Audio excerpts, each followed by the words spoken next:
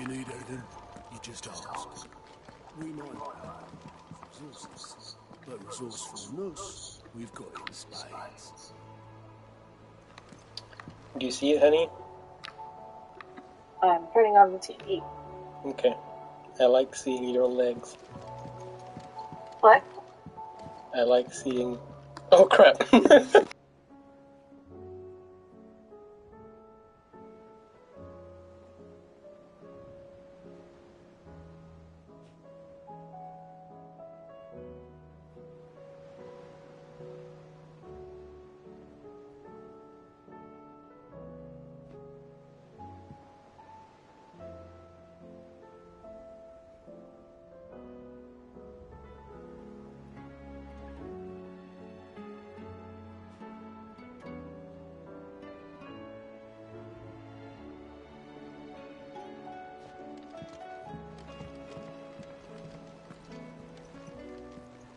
Covered in nicks and lumps, the lot of them. It's a wonder they can still walk. It's a wonder they made it back at all. I heard Odin was there. I suppose you've got quite the tale to tell. But I'll let you get some nice warm stew in you first, before I go bothering you for the details.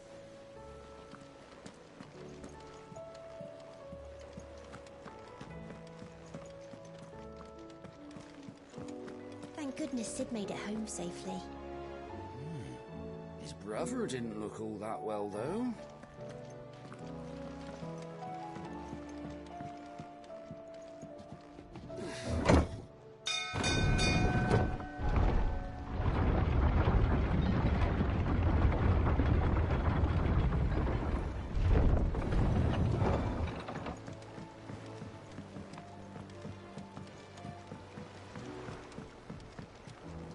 Skies? Don't bother me. Though I reckon it'd be a different story if my skiff had wings. Without new timbers.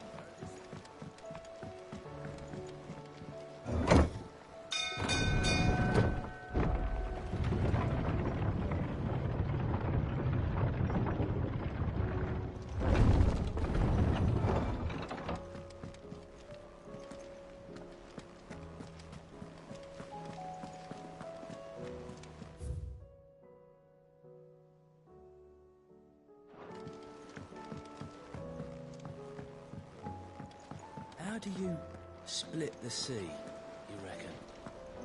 Reckon we're better off not knowing.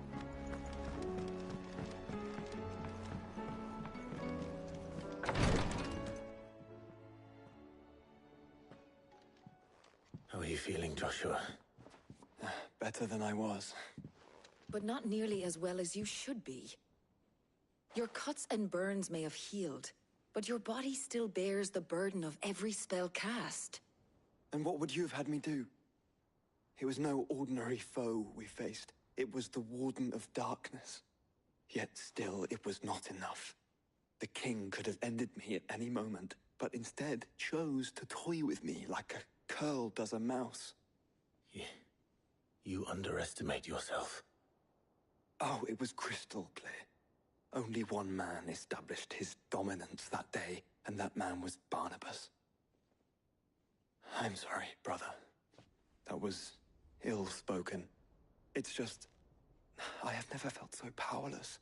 And when so many are looking to us for strength, perhaps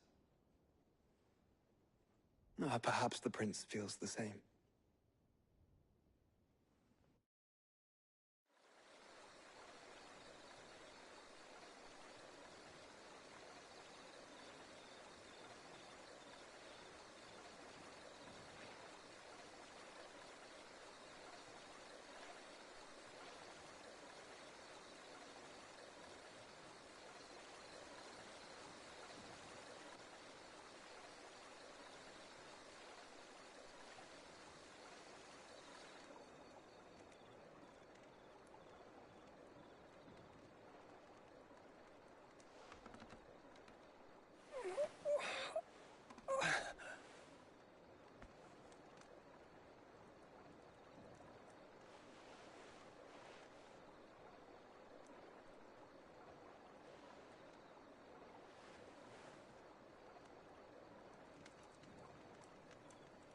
What is this place?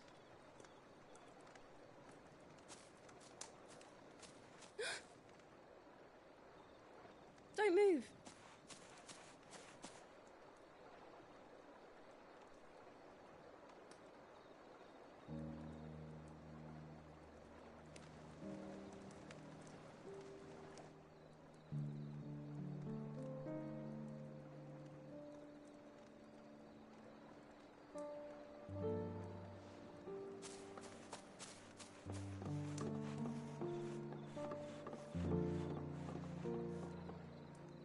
Here, it's fresh from the well.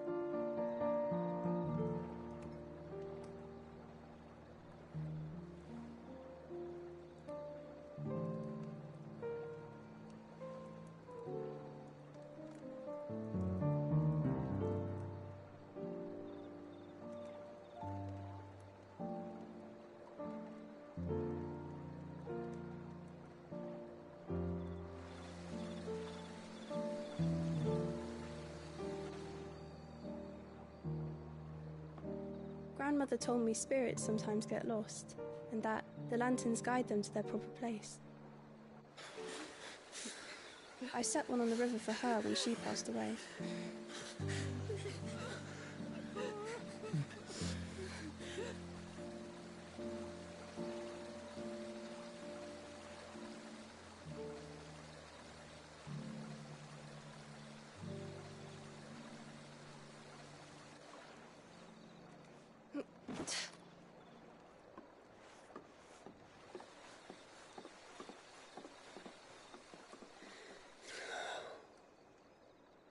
The fiend works from the shadows. Was it you who guided my hand, then, Ultima?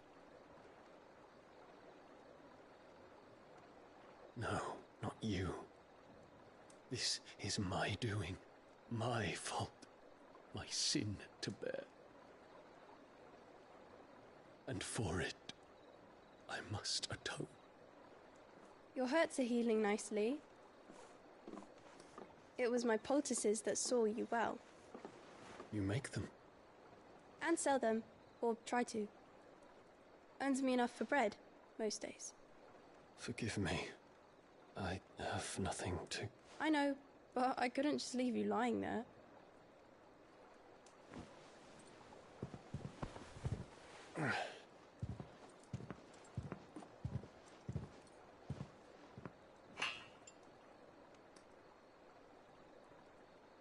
You're going then? Of course. I'm healed. Thanks to you and your poultices. Will you promise to come back and visit?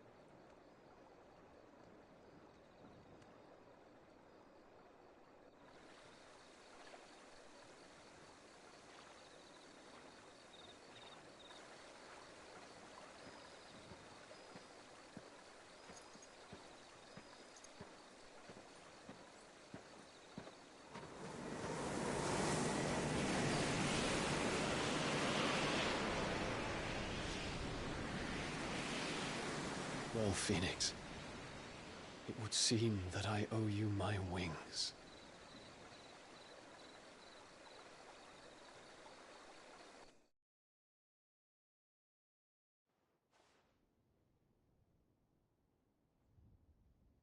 Perhaps he can find an answer. You will be returning to Waloed soon, I gather. I see no reason to wait. Then neither do I. I can think of a few, but I doubt they'll stop you. You will take your medicine. Of course, Lady Daya. Set on leaving already, are you? How long will it take us to get back to Ash? Dunno, about the same amount of time it took us to get here. Maybe less, if your uncle can find someone trustworthy to patch up the Enterprise. All depends on where we're putting into port, mind. Yes.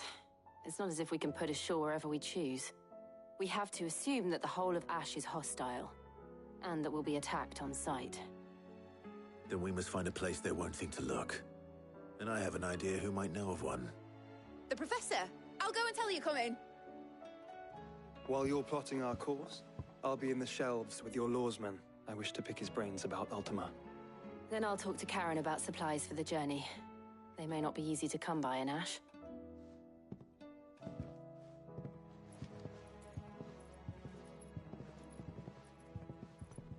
Your brother's body won't take much more of this recklessness. You know that, don't you? I do. You've seen more of the world these past 5 years than most do in a lifetime. It's a shame you never had a moment to enjoy it.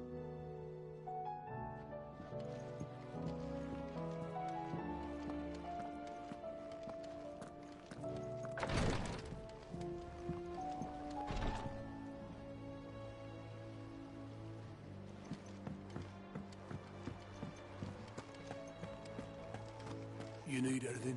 You just ask. We might not have. Say it all you like. It doesn't make it true.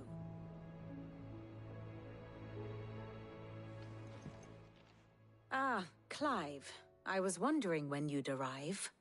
Please tell me you've come to take our young prodigy here off my hands.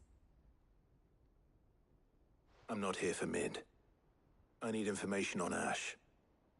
Then why not ask Molly if you can look in one of her ovens? Go on. As soon as the Enterprise is ready, we'll be setting out for Drake's Spine.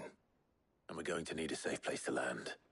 Preferably one that won't see my ship blown to shit and splinters. If it were that easy, do you think Waloed would have resisted invasion for so long? Very little is known of Ash, and the information we do have is spotty and outdated. We have the good King Barnabas to thank for that. Waloed's borders have been closed to outsiders since the day he seized the throne. If there is anywhere safe to land, you won't find it on my map. Then tell us what we will find. I'm sure you know better than we do. But no splinters! All right, if it will get you out of my hair. But interrupt me, and it's over. Understood?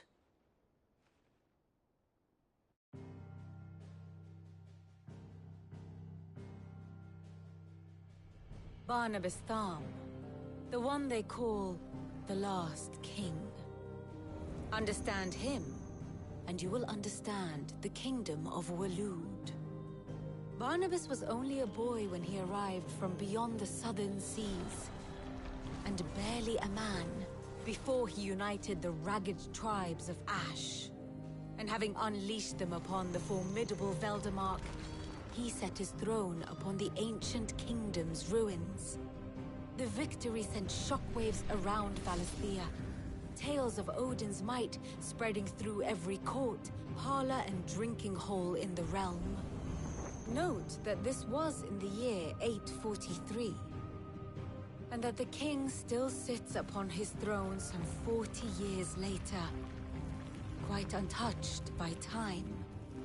Waloed's recent inaction left many wondering if Odin had lost his appetite for war. And yet here we are. The Einherjar was committed to the fray, a bold declaration of intent. Orcs swarm around Drake's Fang, and throngs of Akashic haunt canvas streets. Though how precisely the havoc they wreak serves Waloed remains unclear. Regardless, if the order to attack truly came from King Barnabas, then one thing is certain. Waloed has achieved the impossible, and made bedfellows of beastmen and the ether-addled alike. All of which is a roundabout way of saying that you will be in unknown territory when you set foot on Ash.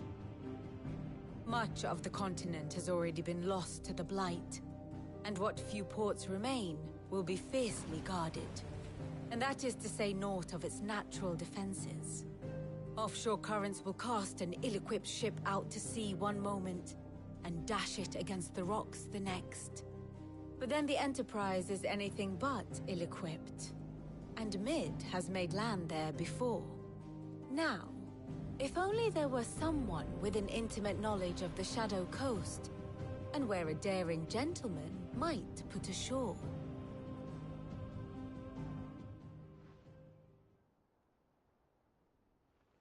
You see, Clive, you had the answer all along. Do you think you can get us back to that beach, mate? Picked you up from it, didn't I? Not that it were easy. The currents were a right bastard. But then, if it wasn't hard, it wouldn't be worth doing, would it? Well said. Thank you, Lady Vivian. If a few morsels of common knowledge and a sprinkling of tavern talk are worthy of your thanks, I wonder what genuine intelligence might earn me. Probably more visits. Mid, I need everyone in the ale hall now. I'll fetch Joshua from the shelves. Aye, aye, Captain.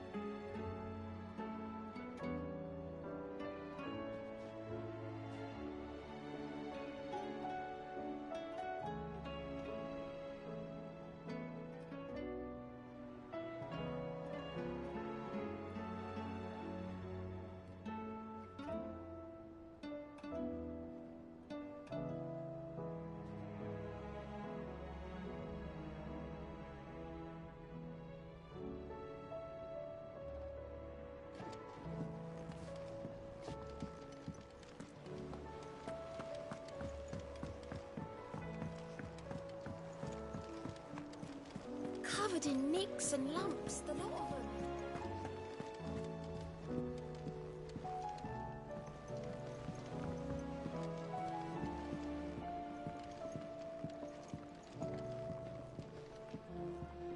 Hope adrift on foam-flecked peaks, despair looms below.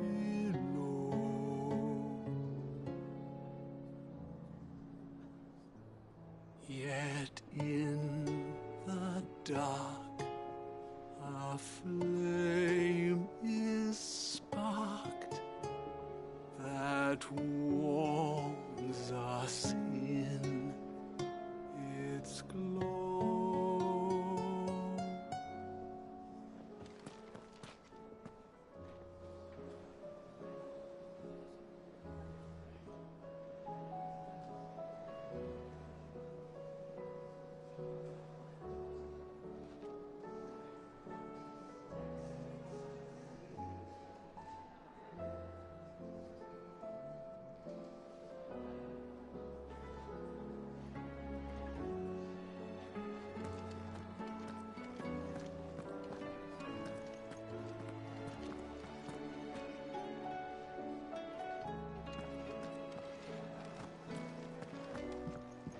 What do you recommend?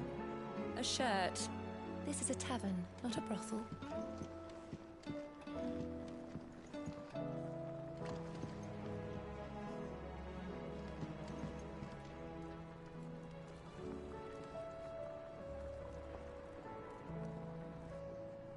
Welcome back, Sid.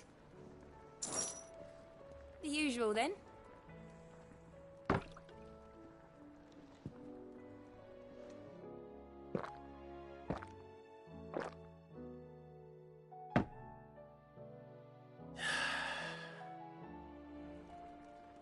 Oh, keep your mug handy.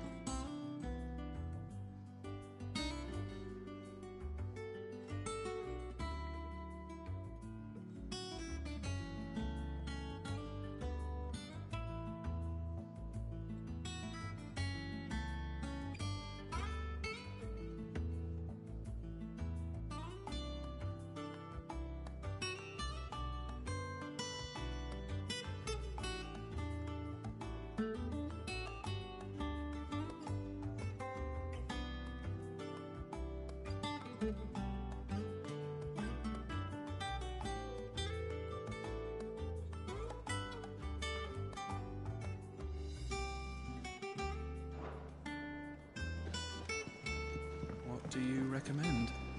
A shirt.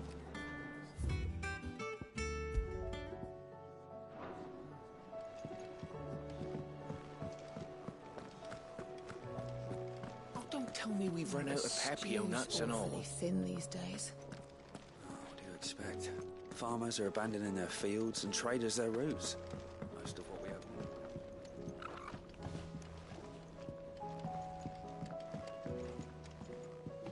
If I painted you black, could you fly me across the lake? Are you even listening?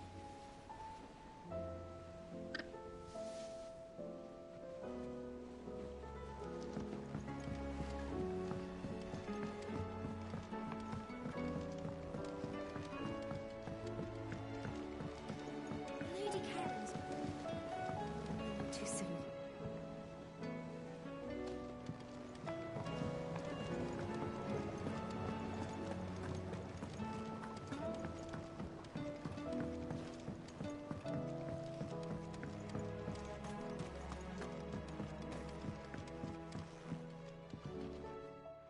Sid, do you recall the flowers I had you bring back to the yard?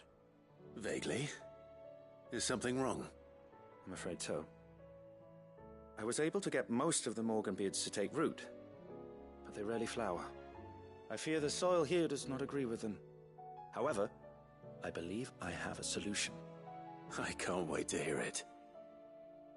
I'm going to marry the Morganbeards with Morbles. I know, but hear me out. Morbles are possessed of a highly choleric temperament. The fire which drives them appears to be maintained by an abundance of nutrient-rich ether drawn from their environs. I believe that by grafting a Morble vine to a Morganbeard, the appendage's wealth of vigor-inducing nutrients might well stimulate the flower to bloom. The endeavor, I assure you, is scientifically sound. I simply need a vine to prove the theory.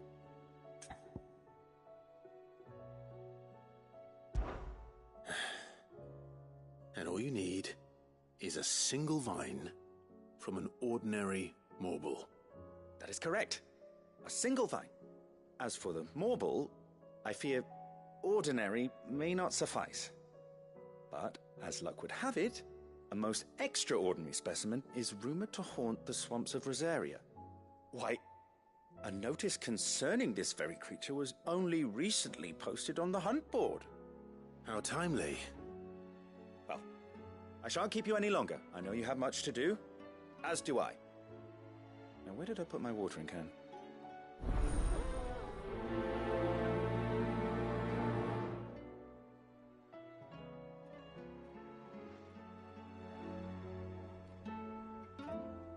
Those who encountered this Morble in Rosaria claim it was as large as a house.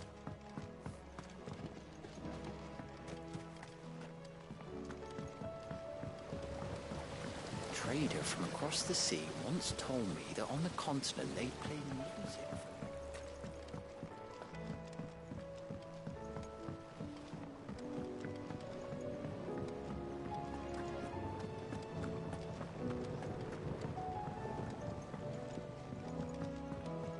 Lady Karen's. Have you tried Molly's lemon tarts? I've never had anything so delicious. I should be so lucky.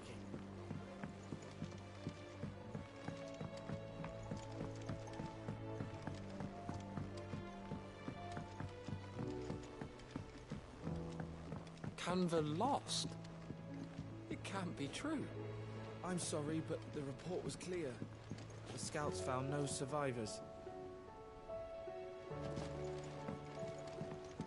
I finally finished the book I was writing. You're welcome to read it. If young Jocelyn hasn't already defiled its pages with his infernal scribblings.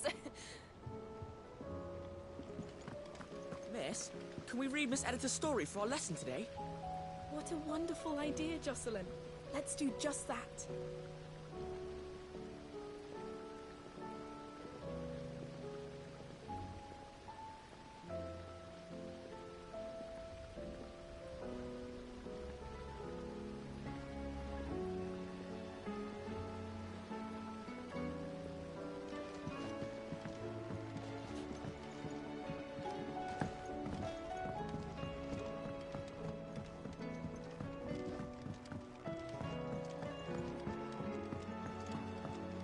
With Canva in the hands of Akashic, we'll need to find another port. Preferably one as well hidden as the ironworks. Ah, Sid. Just the man I was hoping to see. Did you have a mo? Don't tell me. You need more bomb ash. Oh no, we still got plenty of that left. I'm working on bringing another one of the Chief's designs to life. This time, it's a new smelter. It's got a reverberatory hood over the top for additional thermo amplification and a system of reciprocal recirculatory regenerators that let's just say it gets very blimmin' hot. A heck of a lot hotter than anything Blackthorn's got in his forge, that's for certain. Only mithril engines get hotter, and you can't chuck ore in one of them and get metal out the other end. Trouble is, we won't be able to make out of any old rubbish neither. We need the good stuff. And I hear you once helped Helena get her hands on exactly that. Any chance you could help me too?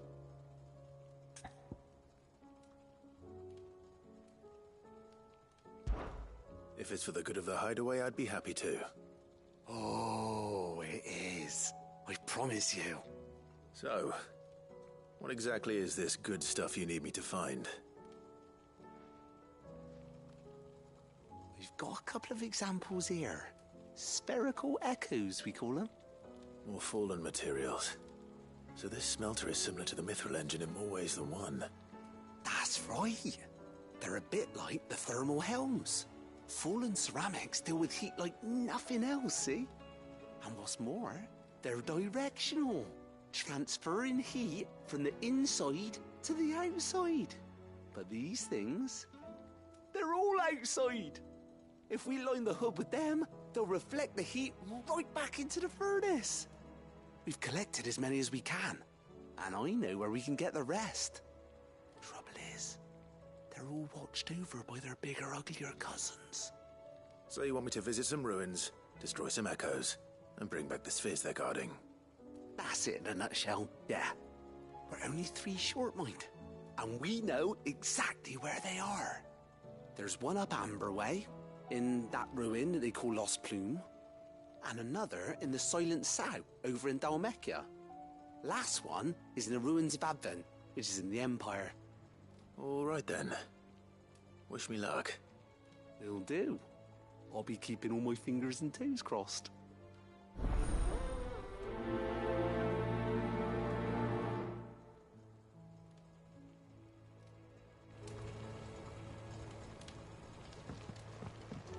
How was she? The Enterprise, I mean.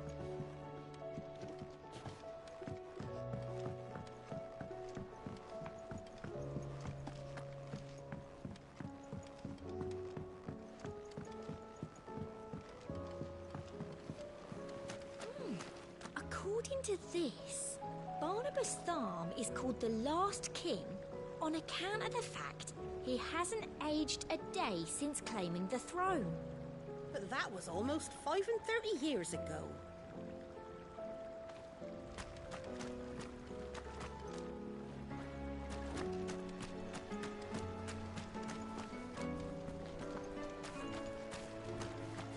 Ah, Sid. I saw Mid and the others made it back in one piece. More or less. Would that the free cities had fared so well. It will take years to rebuild what was lost to His Majesty's Akashic army.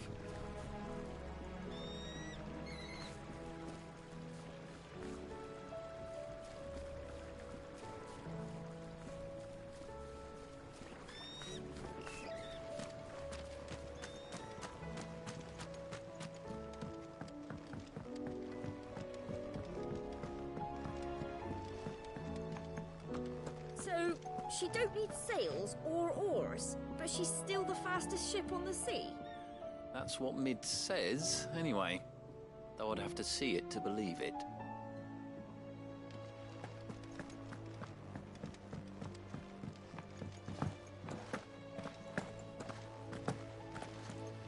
Then again, why settle for low-born chaff when we've honest-to-goodness royalty right here beneath our roof? If Prince Dion cannot see my love for him, then perhaps the Phoenix will.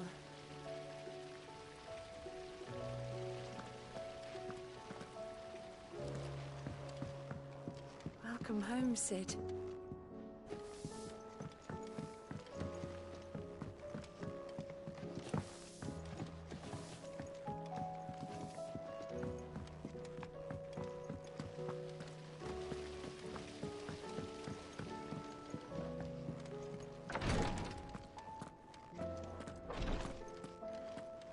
If it was me lying there, I know he'd do me the same kind.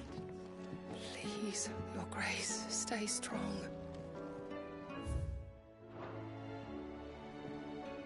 Ah, my Lord Marquis.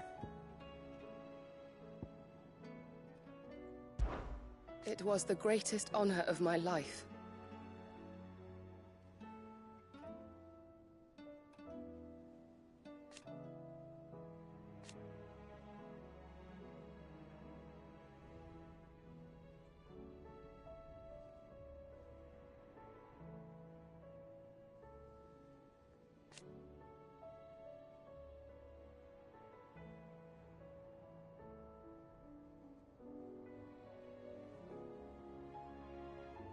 But now,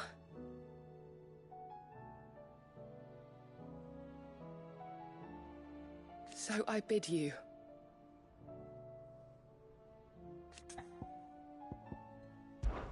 Your companions are kind indeed.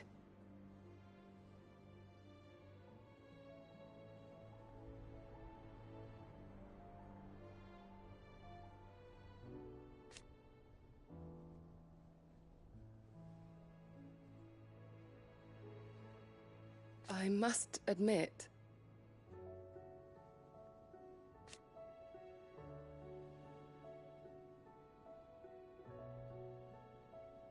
but I see now.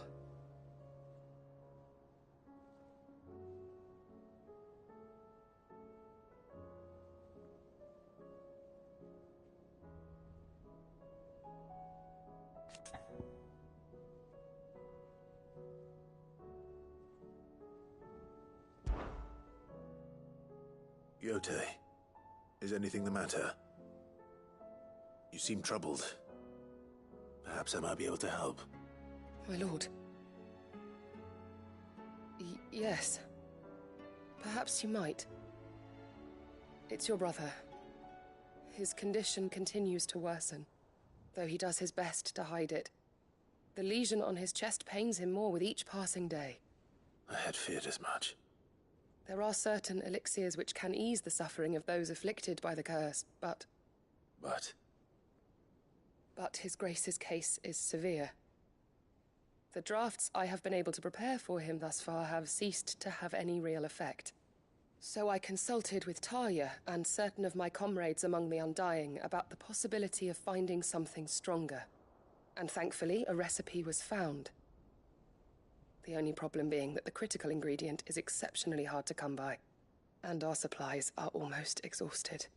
Unless we can secure more soon, your brother's anguish will likely become unbearable.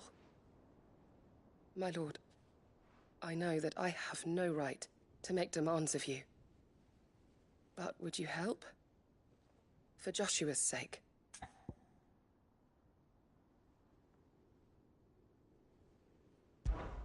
For Joshua, anything.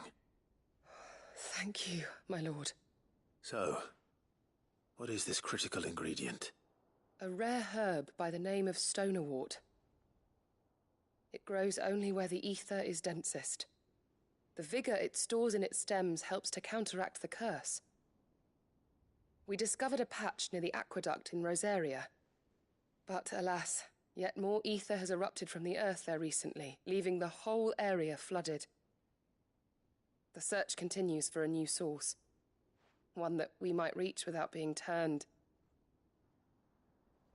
So it's only that you can't reach it. The stonerwort itself is unharmed by the flood. Well, yes, but... Then I shall go in your stead. Oh, but, my lord... You've yet to find another source, correct? So for now, the aqueduct is our best hope. Besides, I'm a dominant. The ether can't hurt me. Well, if you're sure, my lord. Stonerwort is easily identified by its blood-red blooms. Search around the aqueduct, and you're sure to find some soon enough. I shall remain here and prepare the other ingredients.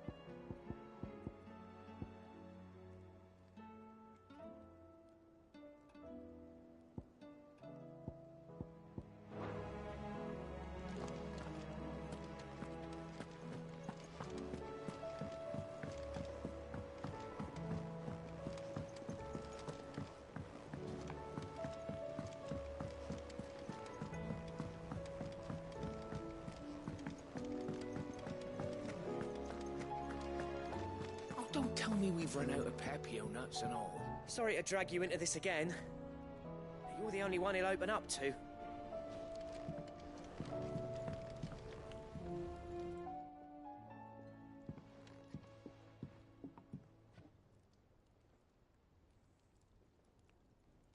Bloody hell, Clive.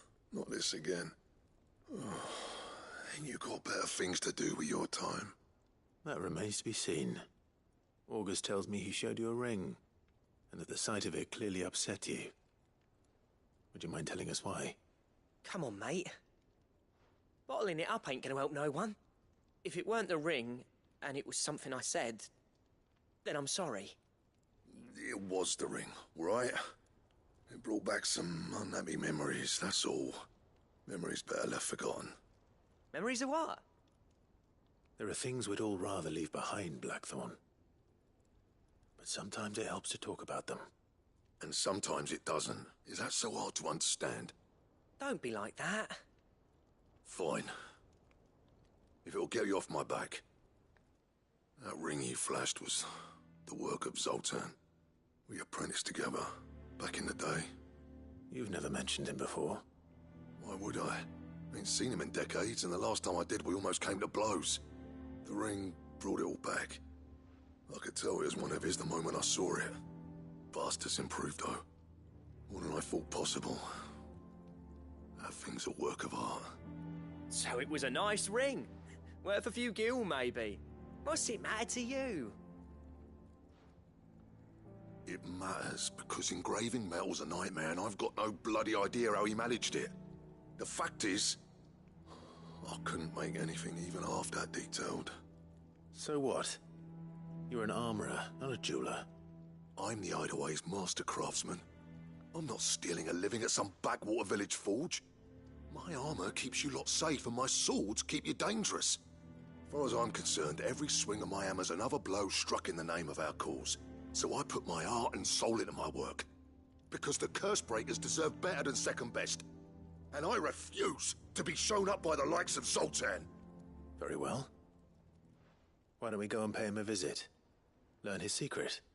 I doubt he'd be too happy to see me. Then just this once. Make peace with being second best. Swallow your pride and focus all your energies on the task at hand. Keeping the curse breakers armed and armored. Provided you can do that, you'll hear no complaints from me. But if you can't, and it's going to distract you, we need to do something about it. What'd you say, Blackthorn? You know he's right. And it's not like you'll be going alone. All right. Magic. So, where do you reckon old what's-his-name is then? Zoltan, was it? In Dravozd, my old village. He won't have left. He's the chief. Dravozd, eh? That rings a bell. Not far from Tabor, right? Just north of the fields of Carava. Got that, Clive? Meet us at Dravozd as soon as you can, yeah? And I'll make sure Blackthorn don't get cold feet. Good luck with that. I'll see you there.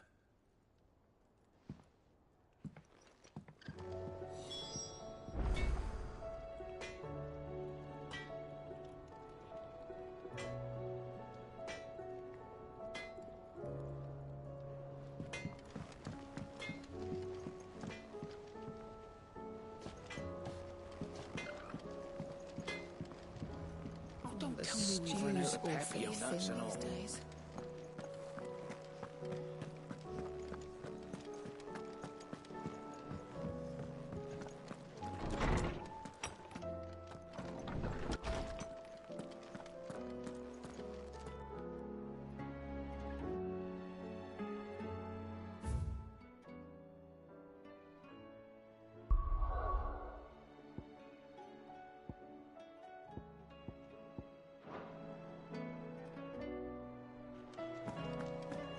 I have no reason to assume otherwise.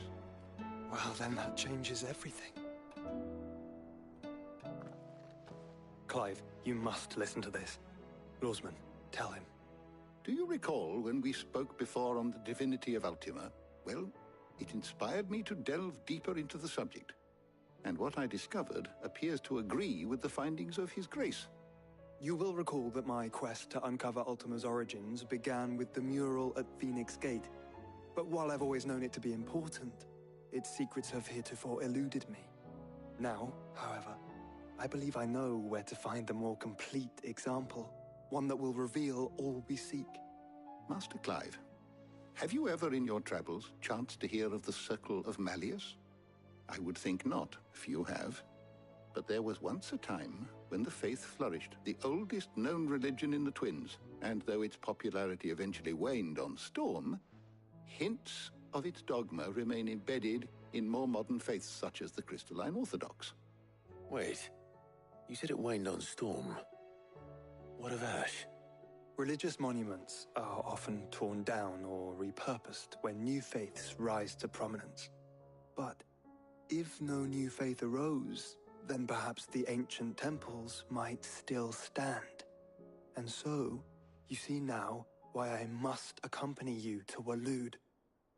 It would appear the past still has much to teach us, though in this case, it would not have been possible without the musings of Moss. To think that you carried a copy of my old mentor's chronicles all along. I am relieved to discover it in good hands. I shall guard it with my life. Joshua, if you're finished here, join me in the ale hall. I need to speak to everyone before we leave. Right away.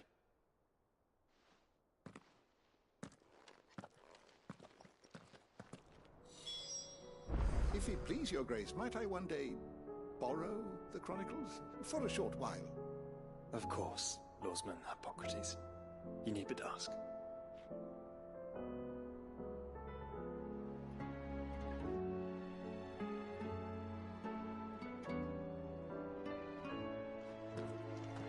Mid said I could ride the Enterprise next. No, she didn't.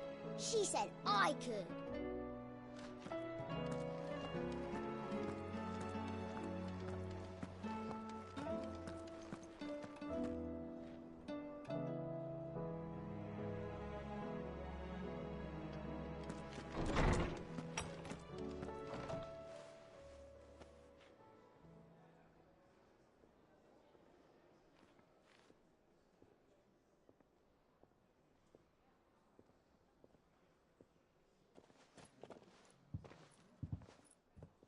My apologies.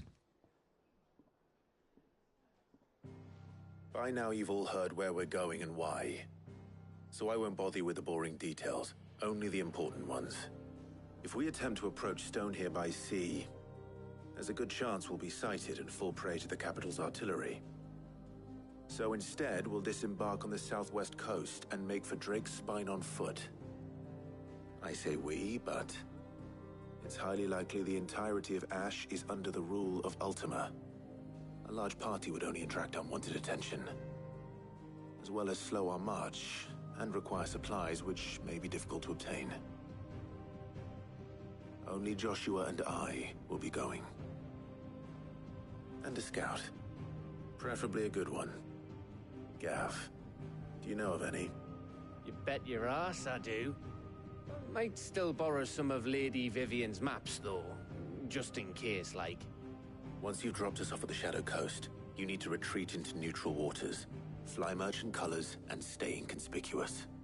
If you sense any danger at all, you leave us behind and return to Storm. Inconspicuous is my middle name. But like hell am I leaving anyone behind. The ship ain't going nowhere till your scurvy mugs are smiling on deck. Jill, the Enterprise will appear a tempting target for royalists and pirates alike. You're to stop anyone boarding. Don't worry. I'll keep the ship and her crew safe. You'll be needing passage home, after all. But... very well. If there are no questions, I'll see you all at the docks.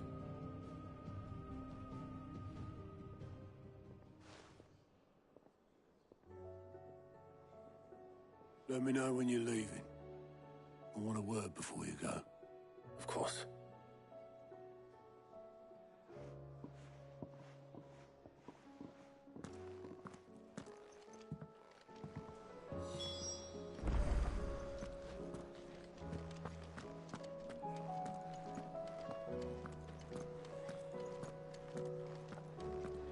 Oh, don't tell me The we've run out of stew's Papio nuts awfully and all. thin these days.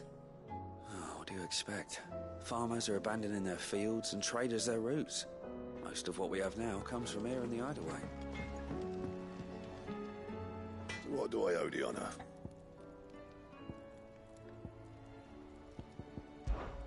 Yeah. The weight of all that shit.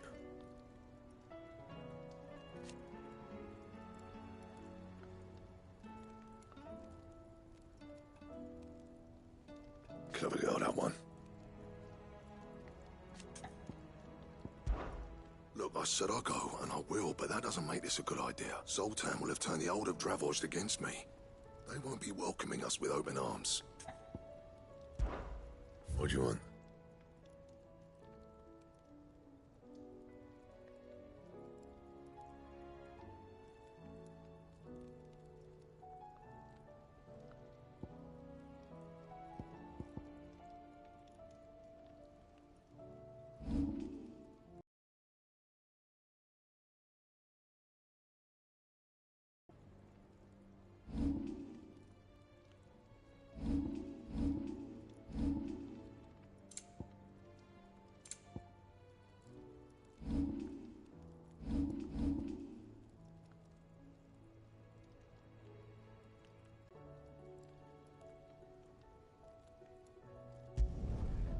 not bad, if I do say. Anything else?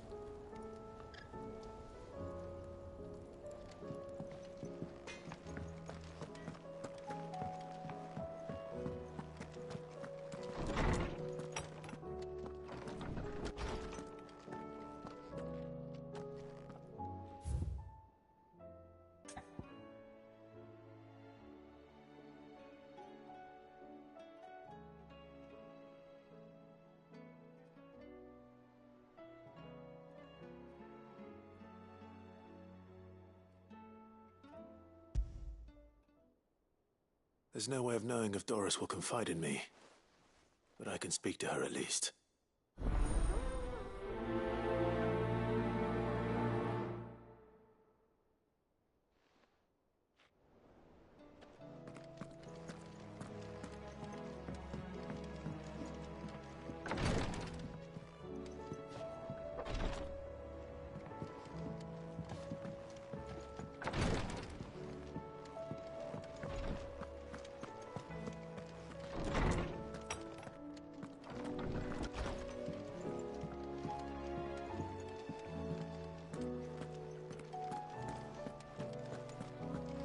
Don't tell me we've run out of Pepio nuts and... Aye, it's a dangerous world out there.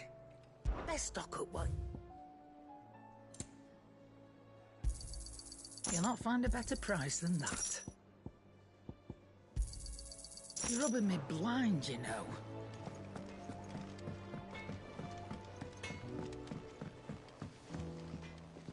Is there out you need? Be careful out there.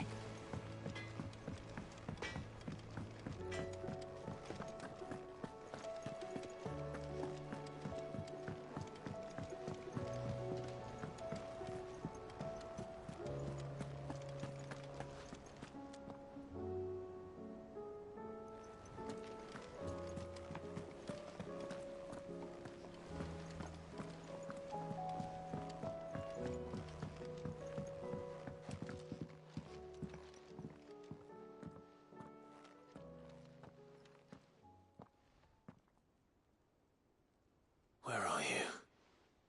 Can I help you, Sid? I'm looking for Doris. Is she here? I'm afraid not. She's at Martha's Rest on a job. My job, actually.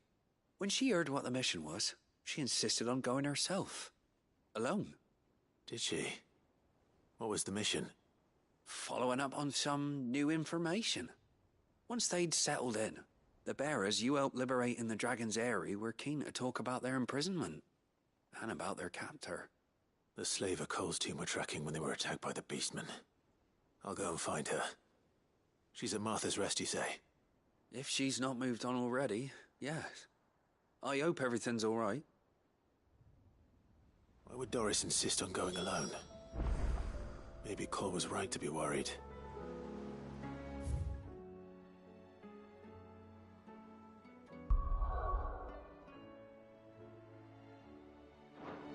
How do you split the sea, you reckon?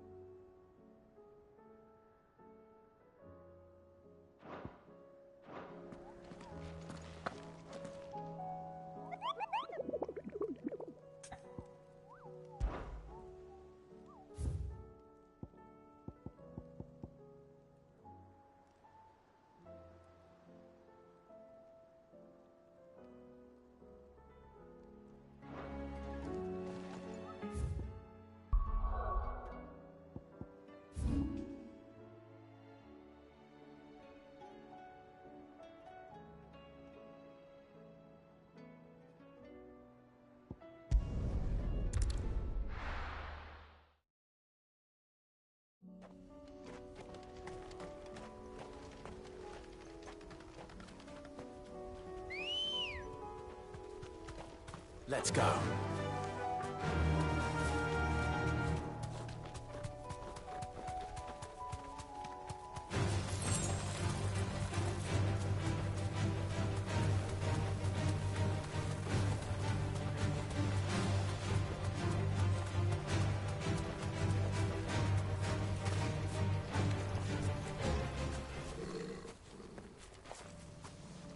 The people of Amber might not have been the friendliest sorts, but they didn't deserve this. Not that the Aether cares. It springs up wherever it likes. Nowadays, that seems to be all over. Mind how you go, Sid. There's a Kashik about.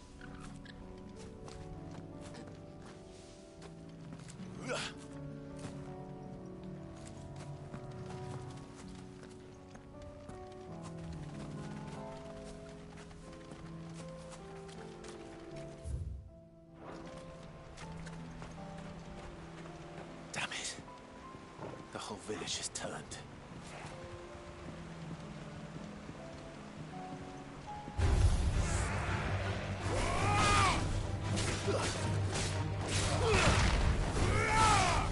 Stay down!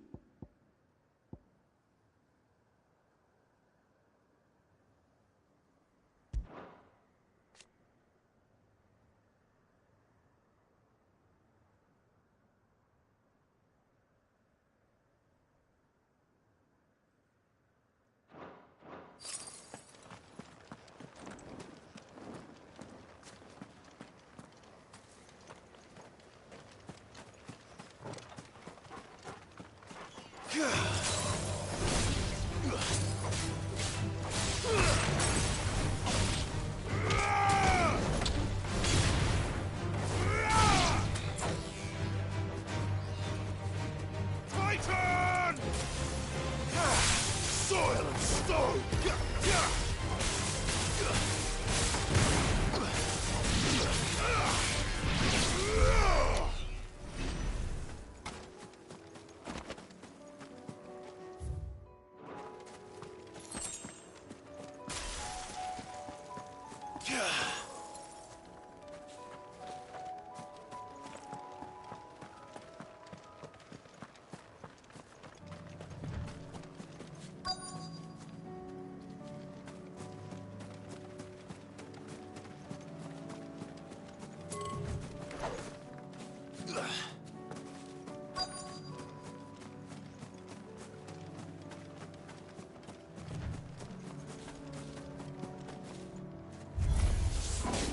I'll need to deal with these ones first.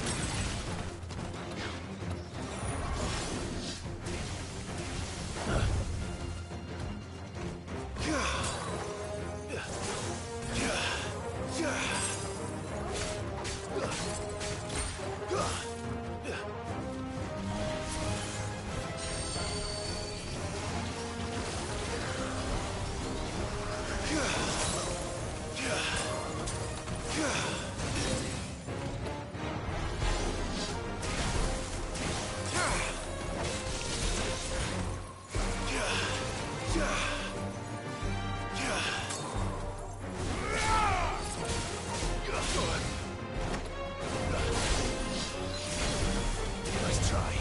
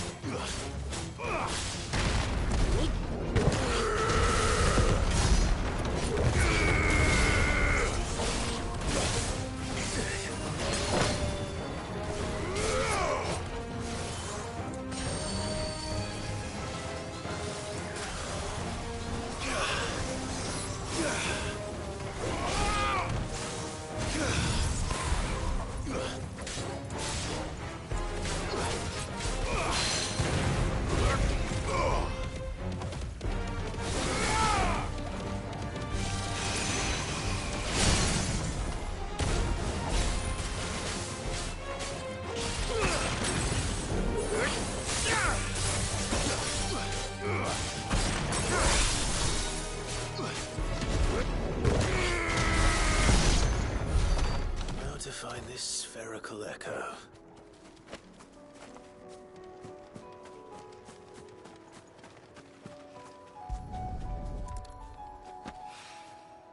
This is it. Right then. Just two more to find.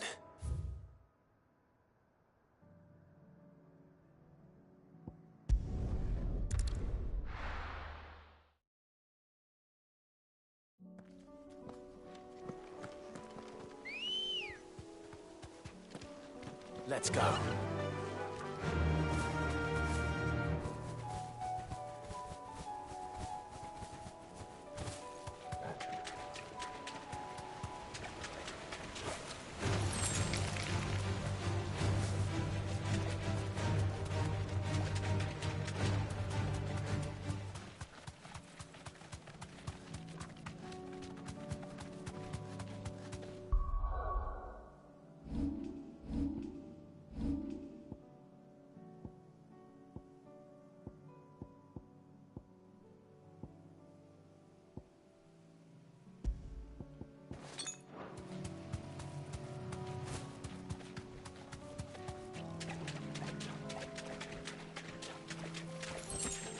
Straight home now.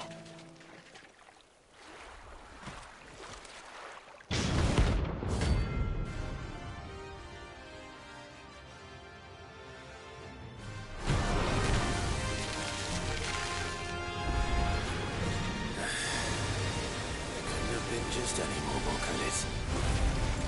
All right then.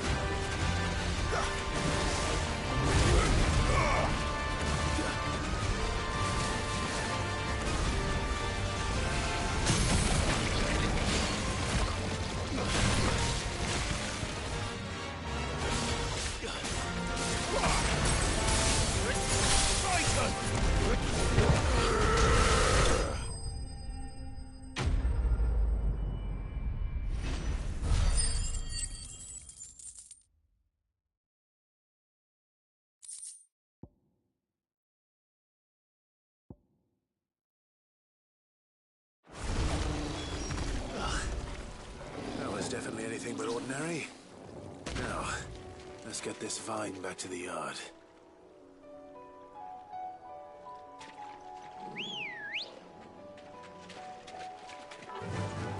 Fly, Ambrosia.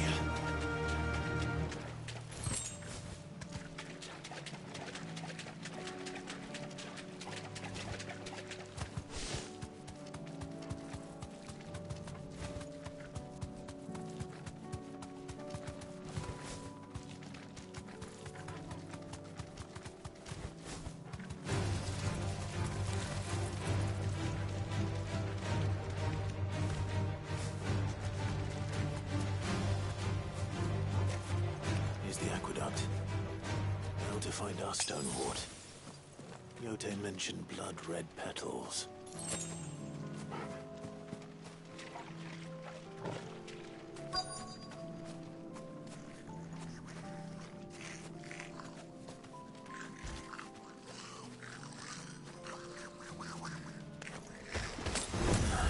Just my luck.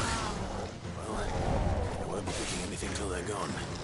There's only one thing for it.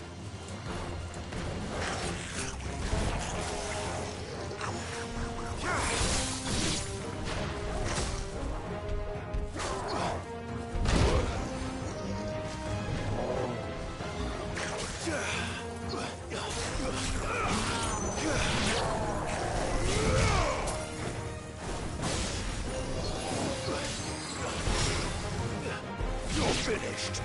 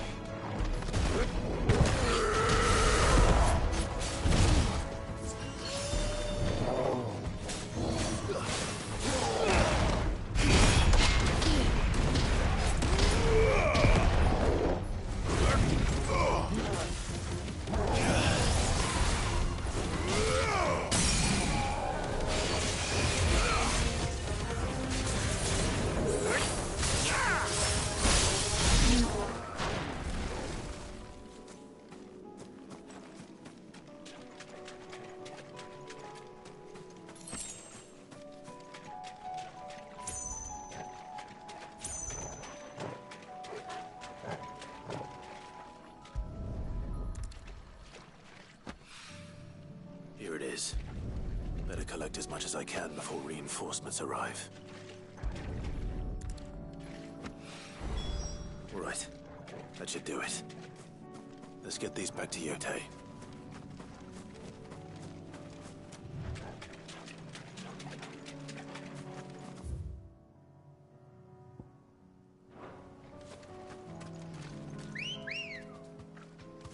Good girl.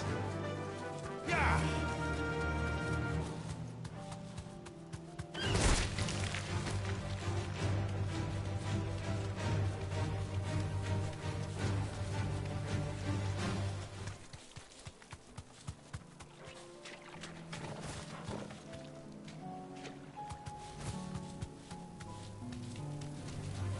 Enough of you, are there?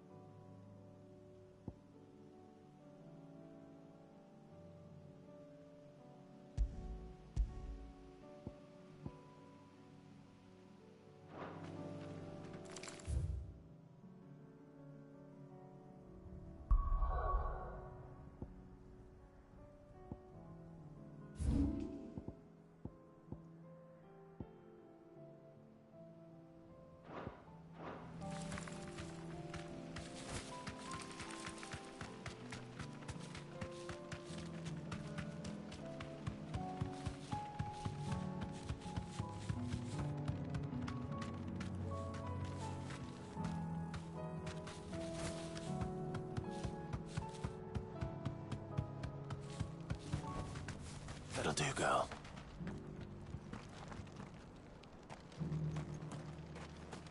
Oh, this guy can fuck right off.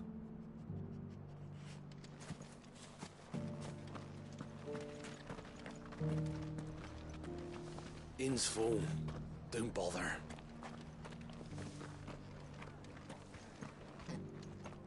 Doris should be somewhere nearby. Assuming she's still here. I'm all for making this town a welcoming place.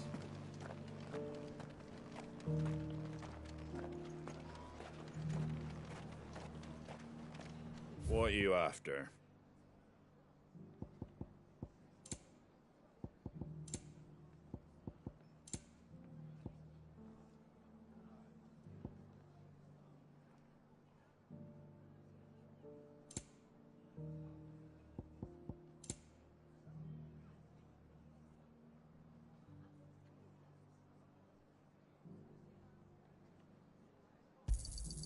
There you go. Thanks very much. Much obliged. There you go. Thanks very much.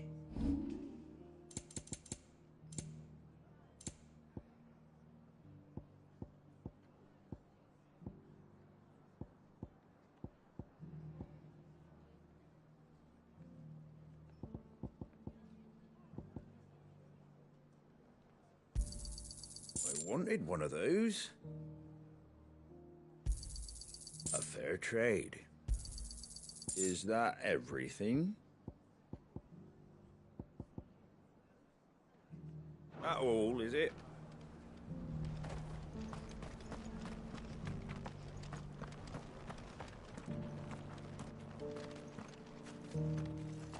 The world seems to be changing so fast lately I can hardly keep up. But what I do know is that there's more bad news than good. You can tell that just by looking at people's faces. I've got greens of all shapes and sizes. Colours too. Most Martha's bearers have been helping us keep the streets tidy. With all the traffic coming through here lately, we're glad to help. I expect you heard what happened to the noble quarter. The ether just started pouring from the walls.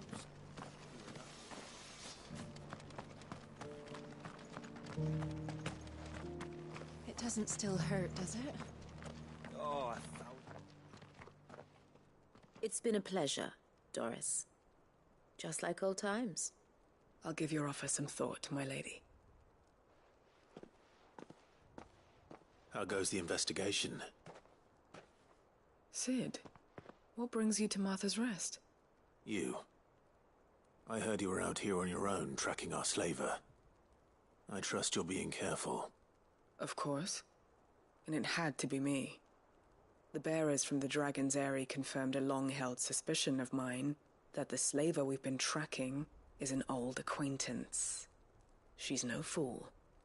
If we'd come in force, she would have spotted us straight away, and then vanished without a trace. That was her just now, wasn't it? So, was it a fruitful reunion? I'd say so. She tried to recruit me. Seems her time in Rosaria is coming to an end. She's abducted bearers from across the region and is looking to smuggle them back into Sambrec. After her brush with those beastmen on the road to Northreach, she hired herself an Imperial escort, which she wants me to join. She's dangerous, Sid, but I think I can stop her. Then I'm going with you. I'll take care of the escort. You can see the bearers to safety. Where are they? The Baum Archers, soon to break camp. You go on ahead. I'll follow once I've sent word back to the hideaway.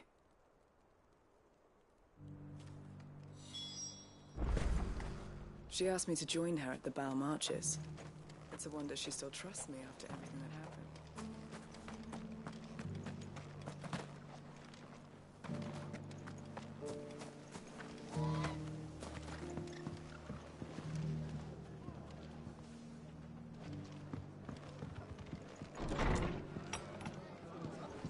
Martha's got a big heart. It's a pity there's so many who are happy to take advantage of it. Ah, Clive. Just the man I was hoping to see. Oh? And why is that? You remember how some of Sir Wade's guardians took up residence here after the Akashic attacked? Well, now the rest have come to join him. Seems their barracks in the Lazarus have been lost to an ether flood. Now, I don't mind having a few more brave boys around to keep them animals at bay. I ain't daft after all. But we ain't got nowhere for 'em to bed down. Poor buggers are having to make do with haylofts and chocobo pens. I'd build 'em a new barracks here if I could. But where would I put 'em? There just ain't enough room up here on the rock. Which leaves us in a bit of a pickle. The people we're counting on to keep us safe are living like beggars. I see. And it ain't just that lot. There's bears to think about too. There's been more and more of them turning up lately, coming from all over looking for safe haven. But there's only so many we can shelter with the room we've got. We can't keep cramming more and more people into less and less space. What we need is a new home for our new arrivals. And that's what I was hoping you might help me with. If it ain't too much of a burden, of course. It's no burden. Thank you, Clive. So, where were you thinking of making this new home? Well, I reckon we could do a lot worse than Eastpool. Eastpool. It's been a long time since I thought about that place. It was a tragedy, what happened. And if any of us could have done anything to stop it, we would have. But what's done is done. And those who lived there wouldn't have wanted the village they loved to be left in ruins. I suppose you're right. The blight might be pressing in, but I reckon it's got a good few years left in it yet. There's just one problem. A band of cutthroats have made it their den, and they don't seem like they'll be moving on in a hurry. Nasty bastards they are too. I've lost some good men to their raids. Would have sent someone to clear 'em out sooner if my boys didn't already have their hands full fending off the Akashic. But now we've got a few more guardians of the flame to call on. I reckon it's time we made our move. What do you say? Fancy leading a raiding party? I do. Eastpool was once home to people I loved. I won't have bandits sully those memories. I'll gladly drive them out of there. And I know the men will gladly follow you. I've already shared a few thoughts with Sir Wade about how we might be able to win the place back. And I dare say he's got some ideas of his own too. Why don't you go and talk to him? Of course.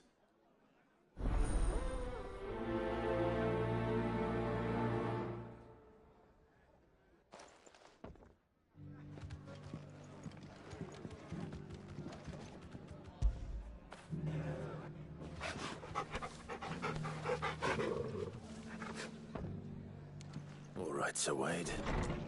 Let's hear your plan.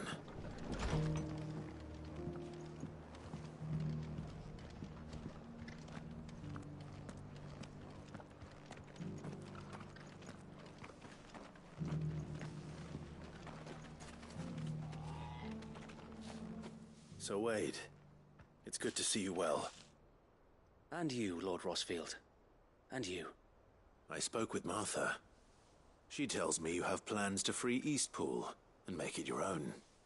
That's right, though it was mostly her idea. I rather fear my men have been treading on her toes somewhat since joining us, not to mention each other's.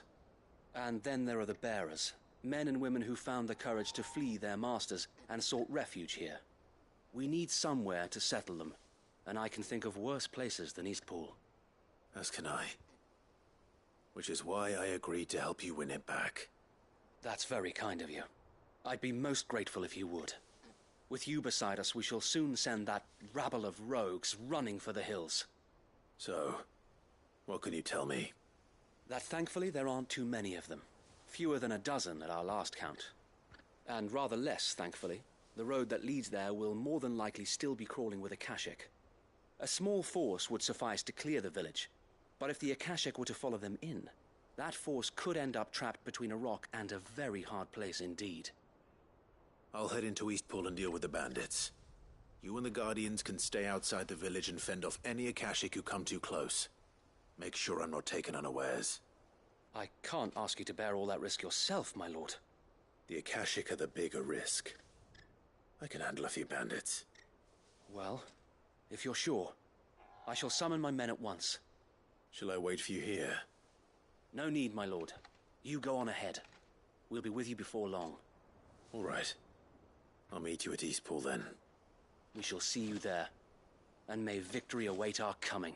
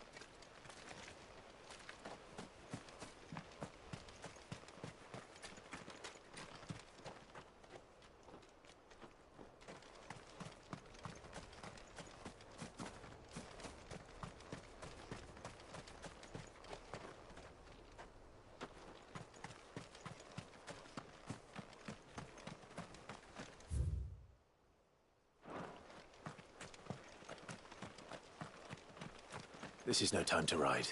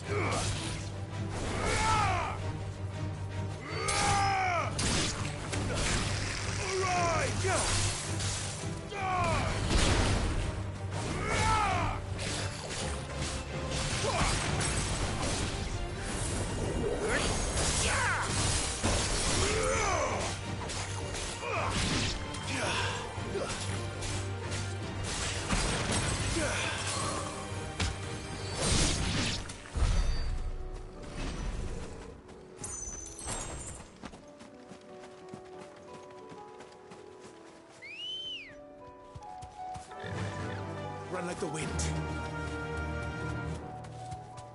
Better already.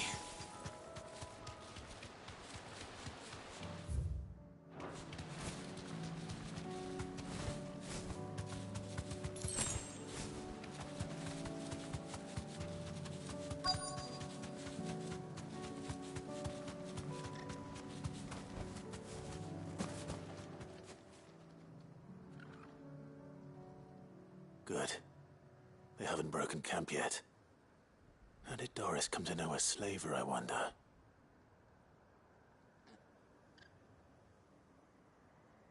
We've waited long enough. She's not coming. Ready the bearers. We're leaving. Back to civilization, is it, Mom? With all haste, lest any of you lackwits start talking like these feckless bumpkins. I presume your men are ready. We've suffered too many delays as it is. Any more and I'll be docking your pay. Yes, Mom. Oh, but before you go, it appears we have company. Kill him. You're welcome to try.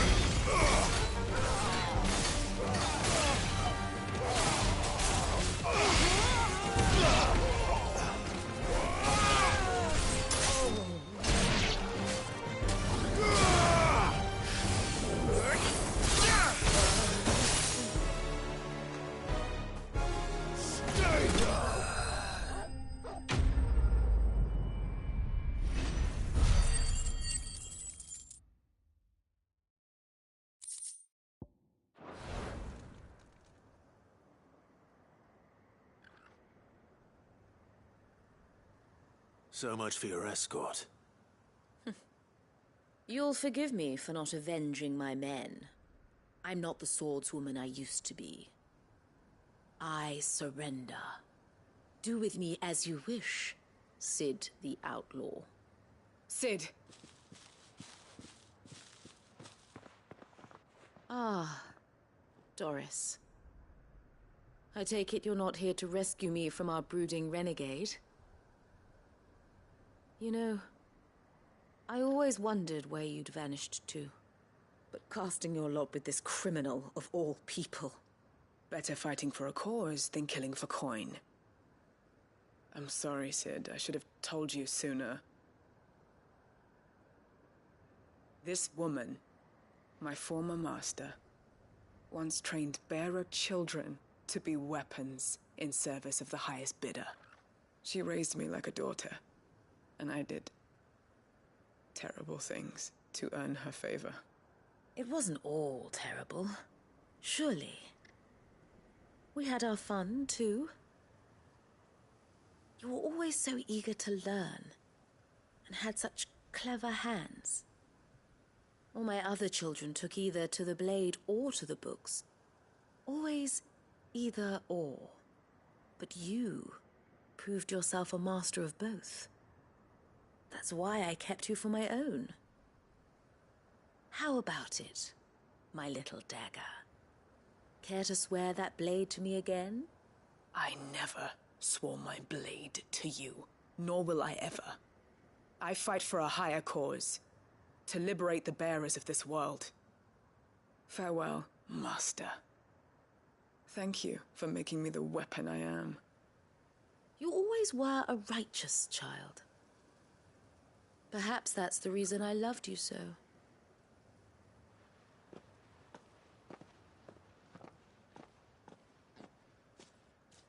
What do you want to do with her? I am not the killer she wanted me to be. Not anymore.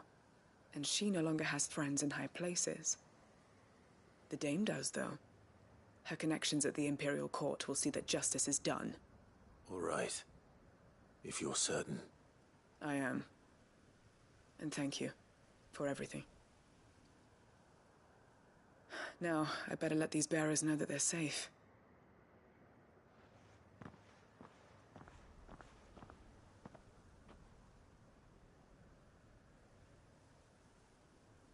And I should head back to the hideaway and put Cole's mind at ease.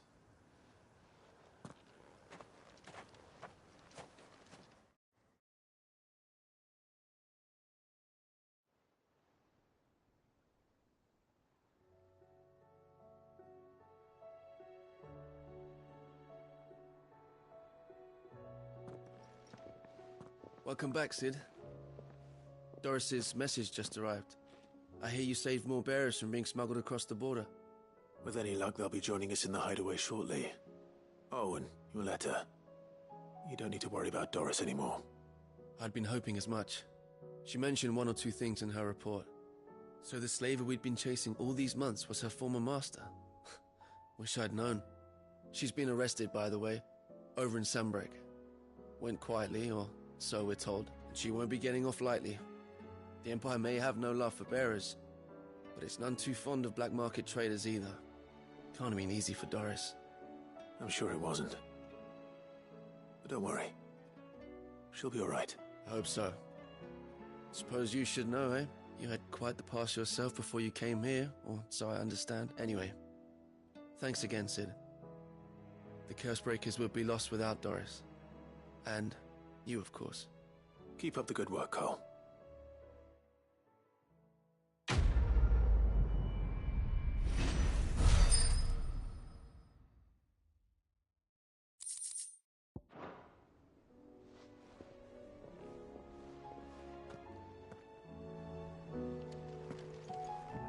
I am certain we will find what we seek in Ash, and learn the truth of Ultima's origins.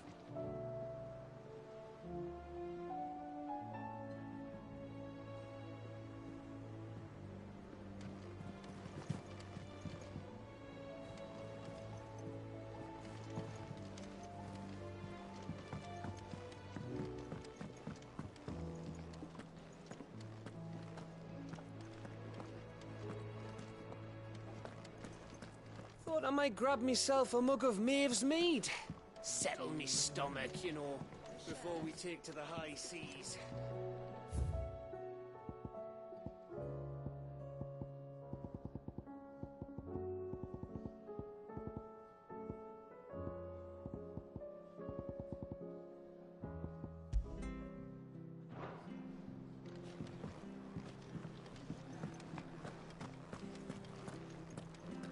Don't tell me we've run out of Pepio nuts and all. Still alive, are ya? If you're gonna buy something, be quick about it.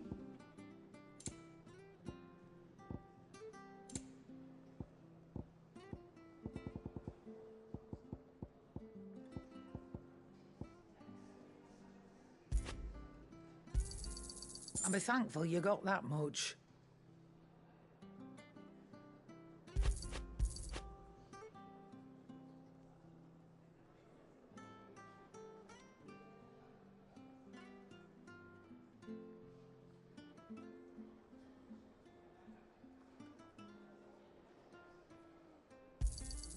You got out else?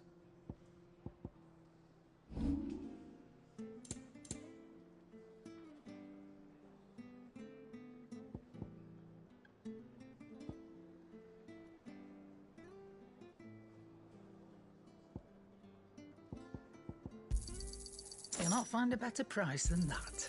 It'd better all be here. You'll not find a better price than that. Come again. Or don't. I'm not much bothered either way.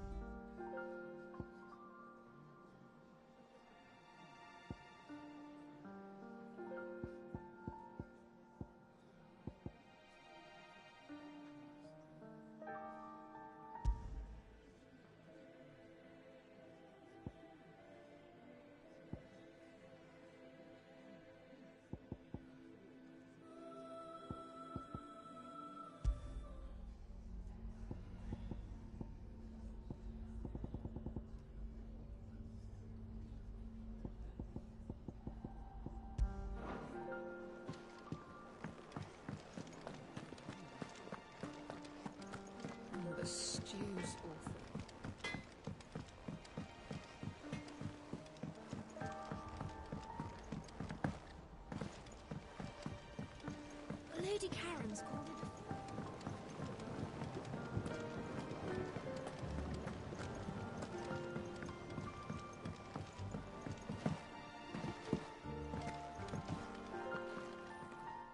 Sid, I can't help but notice that your satchel is twitching in a most violent manner. Here. It's your problem now. What an amazing specimen. The flesh positively throbs with vitality. If I can successfully graft this to the Morganbeards... When I successfully graft this to the Morganbeards, I suspect the results will be immediate. I shall begin at once.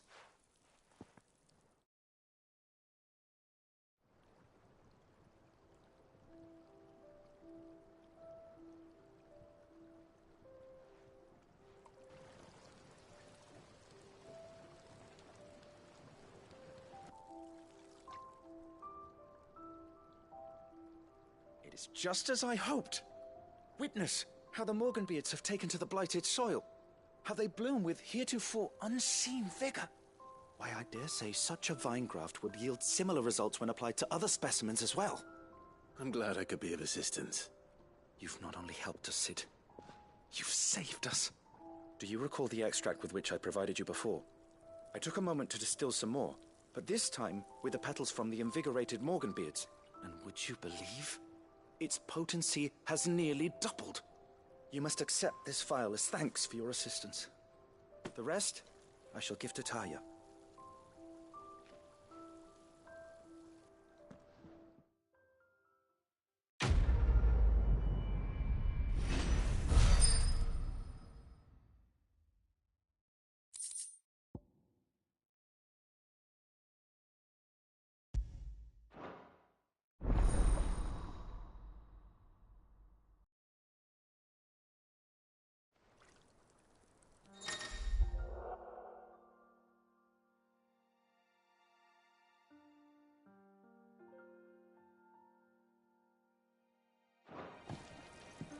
A few more of these, and the Deadlands will seem less dead.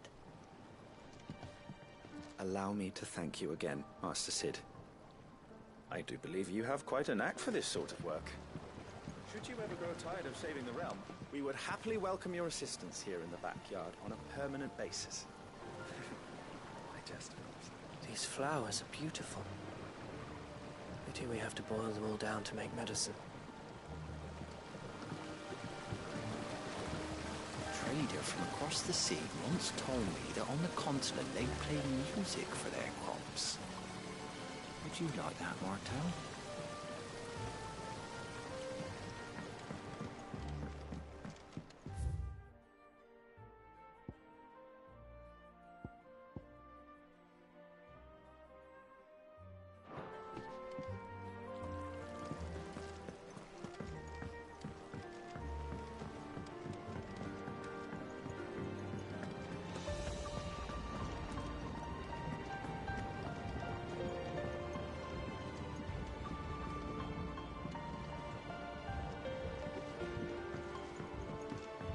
Lady Karen's called in a favour with one of her...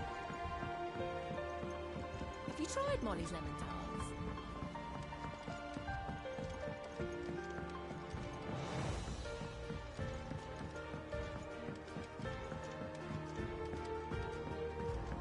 Canva lost.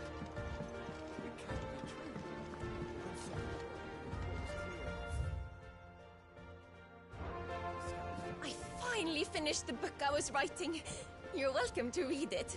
If young Jocelyn hasn't already defiled its pages with his infernal scribblings.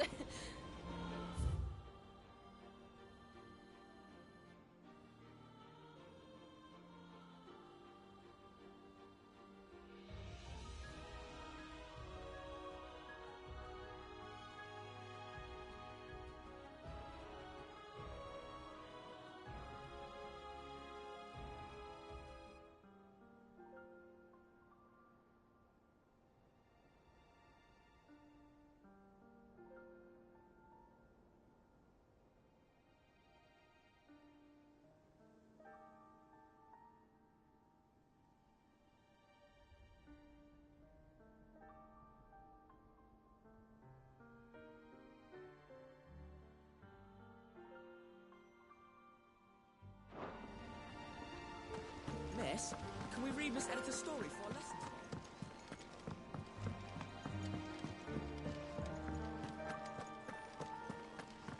Then again, why settle for low-born chaff?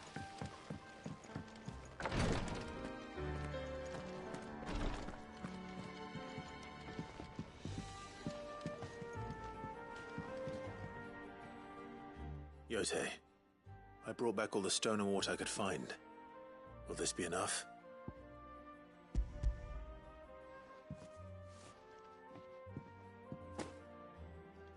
Yes, my lord.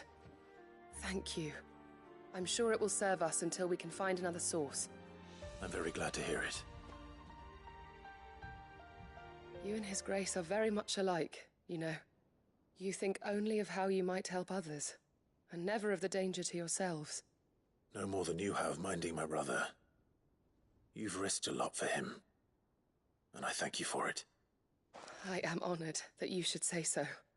But I beg you, my lord, do not give too much of yourself for the sake of others. We could not afford to lose you. I'll keep that in mind.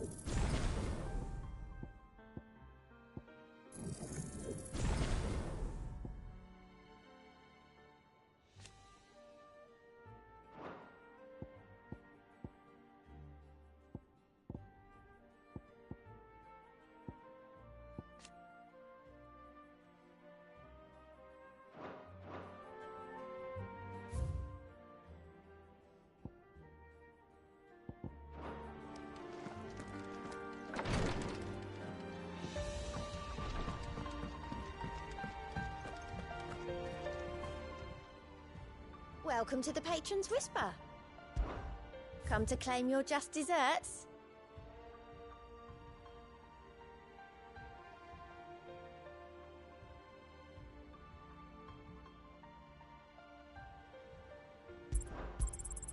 Here you are. Best of luck out there, Sid.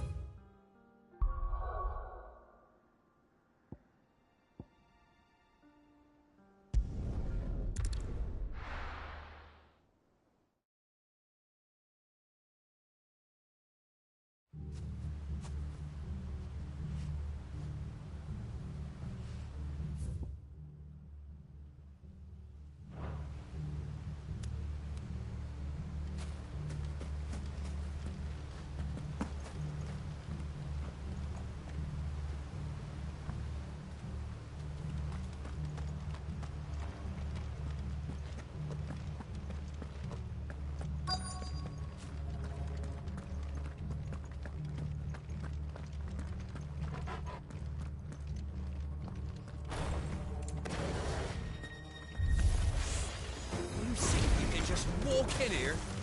Kill him.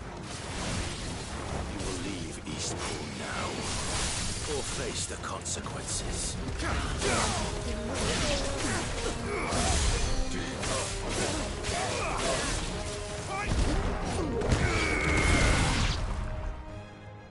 That's the end of that, then.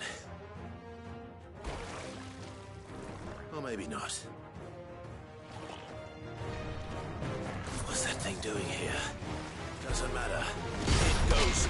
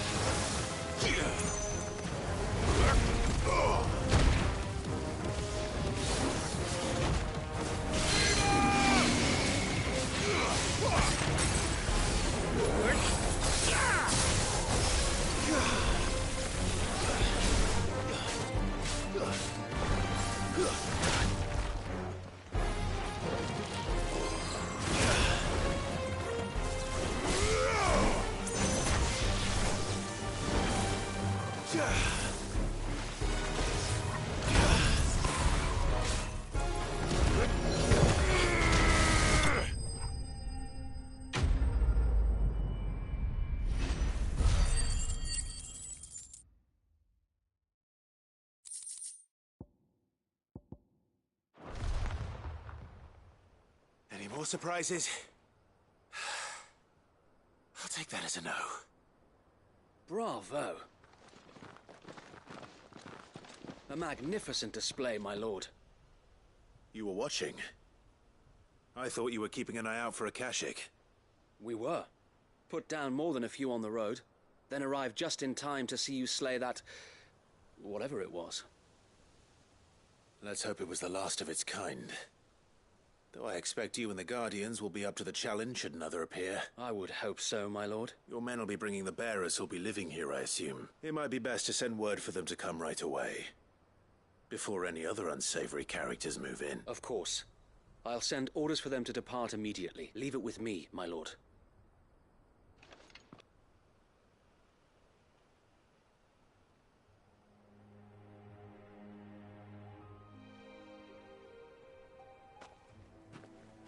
Home. Without masters. No. We're the masters now. Our lives are our own at last. That's all of them. And not a single Akashek in sight. Now to begin the important work of rebuilding the place. It won't be easy. Especially not after 5 years of beasts and blackguards having their wicked way with the place. The masonry might still be sturdy enough, but half the beams are rotted. Those that weren't lost in the fire or burned by the bandits, that is. It'll take a bit of elbow grease, but we'll see Eastpool rise again. Just you wait. So wait. Lady Hannah is buried here, if you don't mind. I'd like Oscar to join the rebuilding efforts. He should be a part of this. Of course. I couldn't agree more. I'll let Martha know that everyone arrived safely. If you need anything more, you have only to send a Stolas. And we will, my lord. Safe travels. Eastpool is in safe hands. Time to go and tell Martha the good news. First things first, we'll need to get a few of these roofs seen to. Wouldn't want to be caught in a storm without any shelter.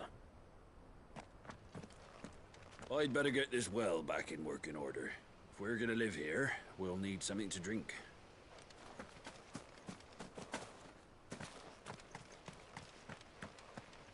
Well, there's a lot that needs doing, and no mistake. We'll have to fatten the bearers up a bit so they can pull their weight and actually make a difference.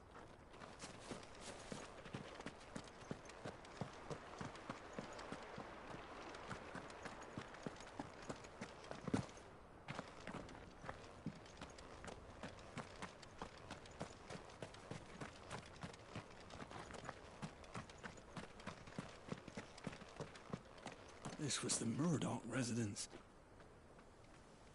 We'll see your home restored, Lord Commander.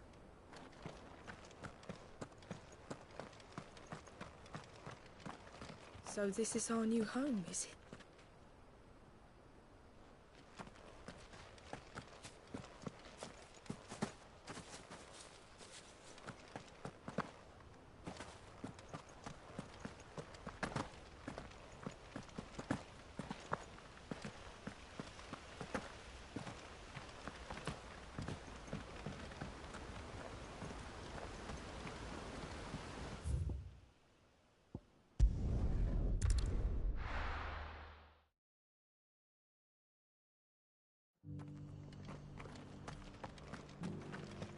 The Guardians of the Flame were true friends to the rest. They fought our enemies, manned our barricades, joined us on our patrols. Now they're gone, I suppose it's back to double shifts.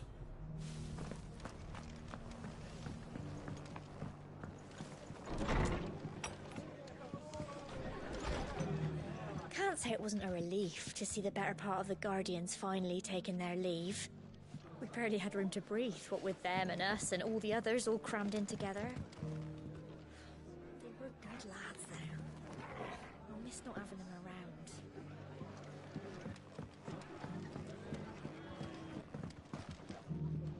Are the bearers taking well to their new home, do you know? I sometimes worry how they'll manage without me to cook and clean for them. Ah, there you are. Sir Wade told me you got rid of the bandits while his lot kept an eye out. Nicely done. And what's all this about some shape-shifting nightmare showing up? On second thoughts, don't tell me. It'll only give me nightmares of me own. What matters is you did it.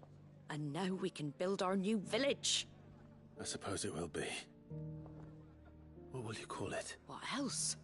Eastpool. Sir Wade said it best. There's plenty bad happened to that place. But that don't undo the good that happened there. No need to throw the baby out with the bathwater. Did Wade say that? Well, something along those lines. Anyway, the poor souls might have made it to Eastpool, but their work ain't done yet. So the way I see it, neither is mine. If it's food or lumber or strong backs they need, the rest is ready to provide it. Thank you, Martha. No, thank you. You didn't have to help us. I wanted to.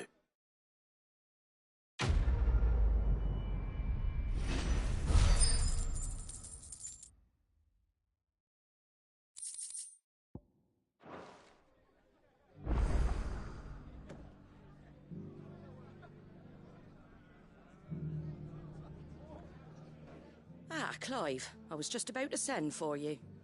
I'd like you to take something to Sir Wade up in Eastpool. Seeds for planting. Thought it was about time they started growing their own food. I'll keep providing them with whatever they need in the meantime, of course. But if Eastpool's going to survive, it's got to be able to fend for itself. As have those poor bearers. They've lived their whole lives in servitude, but now they're their own masters. Small wonder they ain't got the foggiest how to provide for themselves.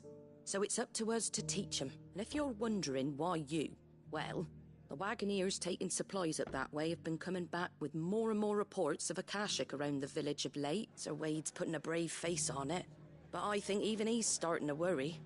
And if he's likely to share those concerns with anyone, it's you. All right. Thanks. Wouldn't ask if I didn't have to. There. That should be enough to keep him in Gazal Greens for a few years at least. Gazal Greens. Not the most mouth-watering crop, I'll admit. But they're hardy, they grow fast, and they fill a hole. Better that than something that'll wither away at first frost, and chocobos love 'em too, which is no small thing. When I say all of us need to pull together to get Eastpool back on its feet, I mean all of us. They ain't exactly succulent, but cook 'em right, and they're just about bearable. I'll take your word for it.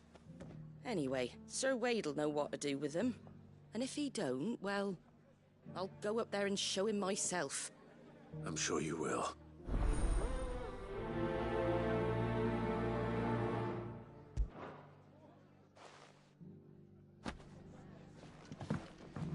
Get them Gazal green seeds up to Sir Wade in Eastpool, would you?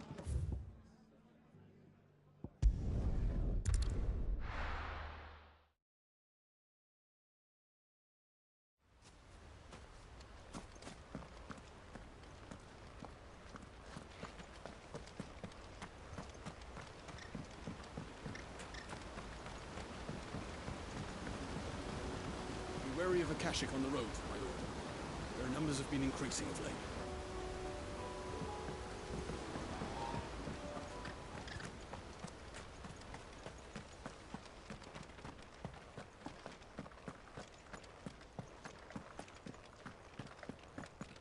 I heard the Guardians saying we're supposed to grow our own food. The victuals Martha sends us are more than enough for me.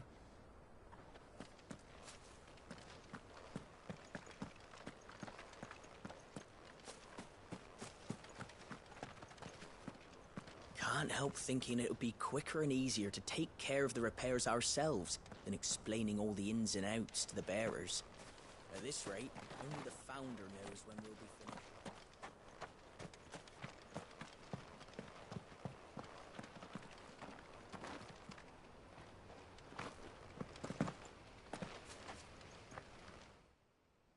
Ah, Lord Rossfield, what brings you to Eastpool? A delivery from Martha.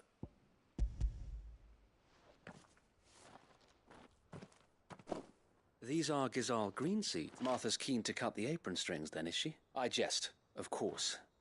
You see, I had thought we might be able to revive the old wheat fields, but they'd long since gone to seed, only without the seeds. Martha was hoping he might be able to show the bearers how to plant and tend these, so that they'll be able to fend for themselves. That's not a bad idea. These bearers had only recently escaped their bonds before we brought them here.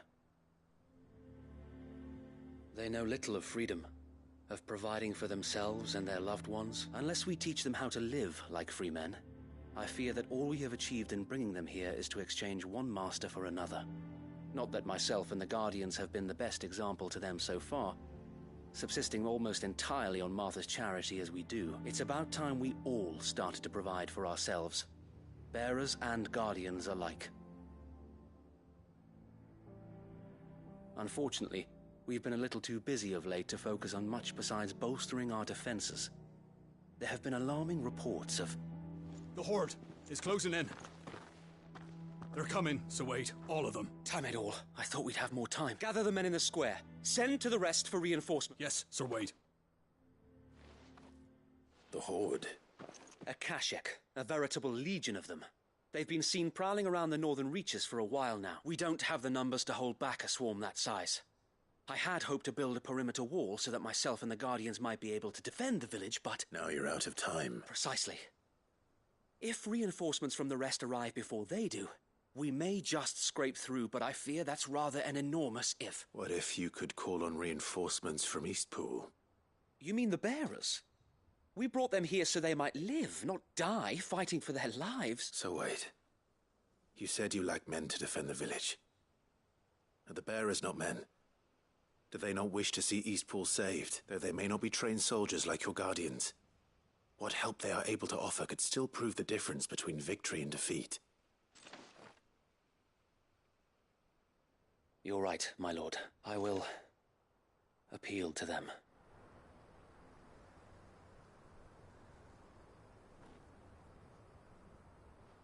My friends, I humbly beg your aid. We Guardians are few and our enemies many. But I swear we can defeat them with you at our side. You would send us to the slaughter, to serve as bait for those fiends so that you and your men might be spared. And to think we trusted you. Say what you will. A home is not worth dying for. But it is worth fighting for. Sir Wade fights to give you lot a chance. Just like I do. Just like Sid does. We all wanted to give you a home where you could be free. And you got one, didn't you? This place, Eastpool. This is your village. Your home. And if you don't fight to protect what's yours, you'll lose it. You know I'm right. This world wants to take everything from you. Everything. Your homes, your freedom, your very lives. So then, are you going to stand by and let that happen to you? Are you going to accept fate like good little Bran did and die, having never stood up for yourselves? Or will you fight like free men and women?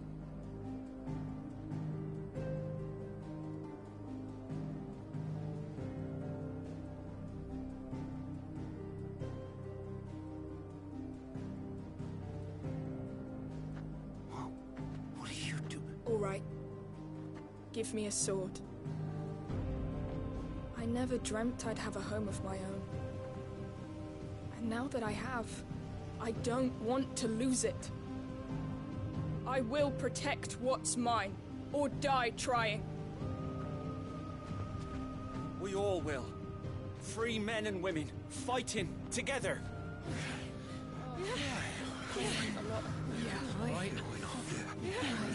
For Eastpool! For Eastpool!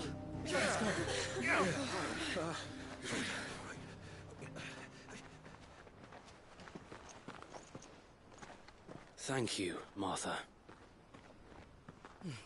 Don't mention it. Just promise me one thing. That you'll show them how freeborn fight. Gladly.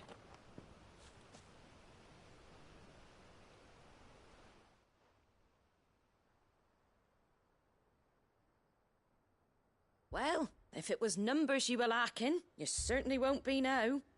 Thanks to you. Me?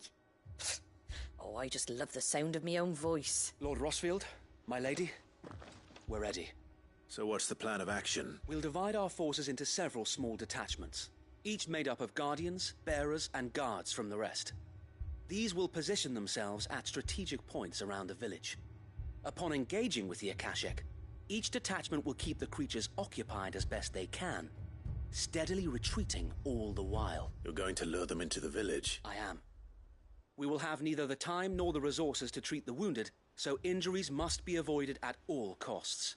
Instead, we will focus purely on defense at first. By coordinating our withdrawal through the use of messengers drawn from among the bearers, we will aim to have the swarm converge at a point of our choosing. With luck, that point will be the village square. The perfect place for our most able warriors to surround them and fall upon them, and for you and I to finish them off. A sound plan, but one that'll require a leader with a cool head and strong nerves to coordinate the retreat. I'd say you have both in abundance, Sir Wade. But you'll be needed, please. Leave the last of the fighting to me. Ha! And let you have all the glory. Sir Wade! They're here! Then you know what you must do. We work together. Everyone playing their part, each shielding the other that no man might fall. That Eastpool might live on. For Rosaria. For Rosaria!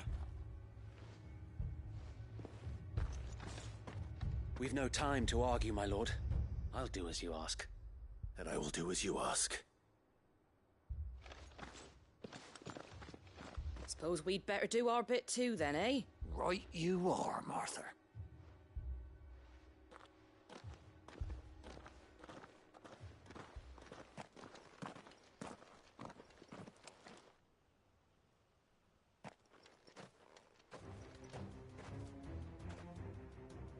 The calm before the storm.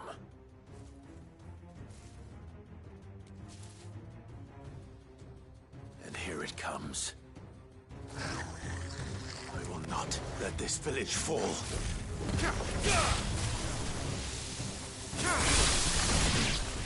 Soil and smuggling. Farewell.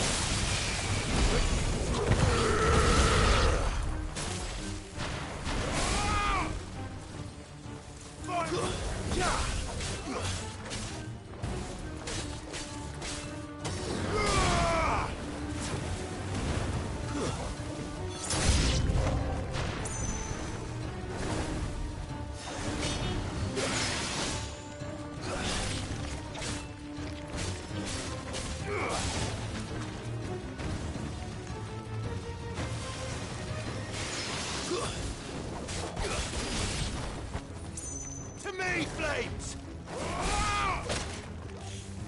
That's roll too slow.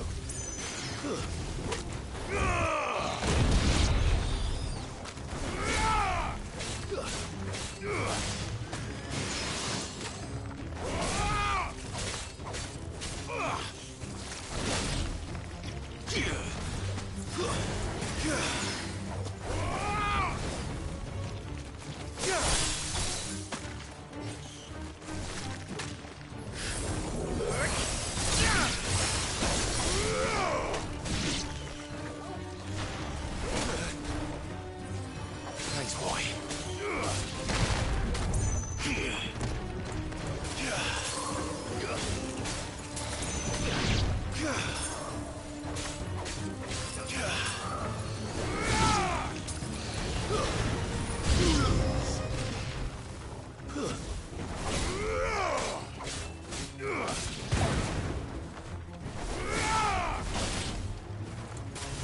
Titan, arise!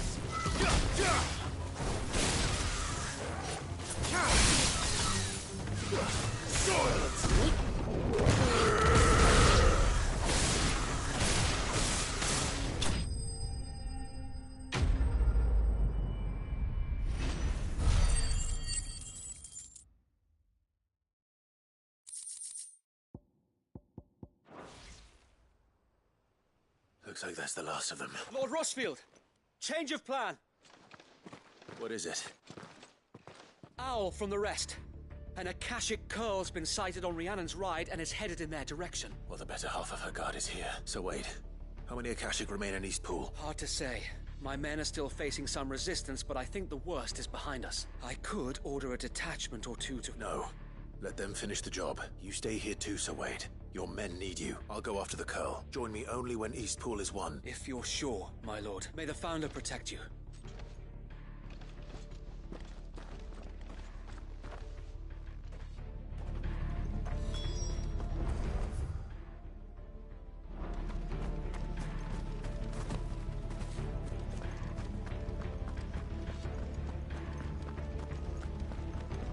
Come to tell me an Akashic curl's heading towards the rest?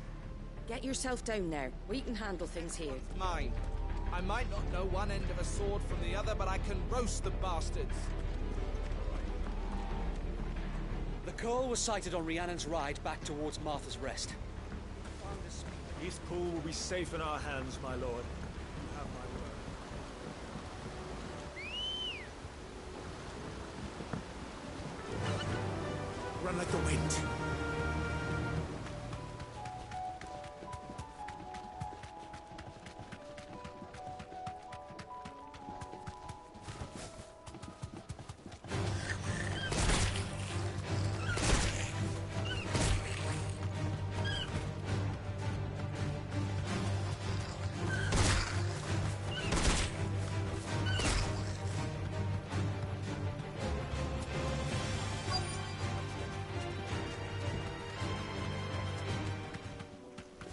That's it.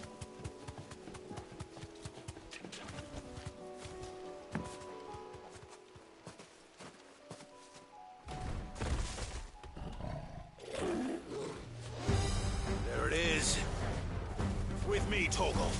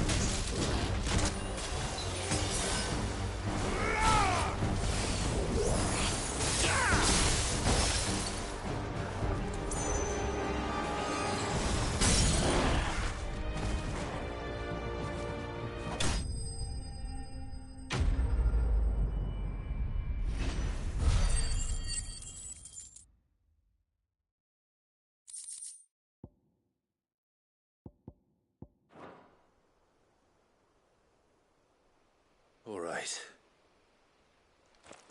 Back to Eastpool.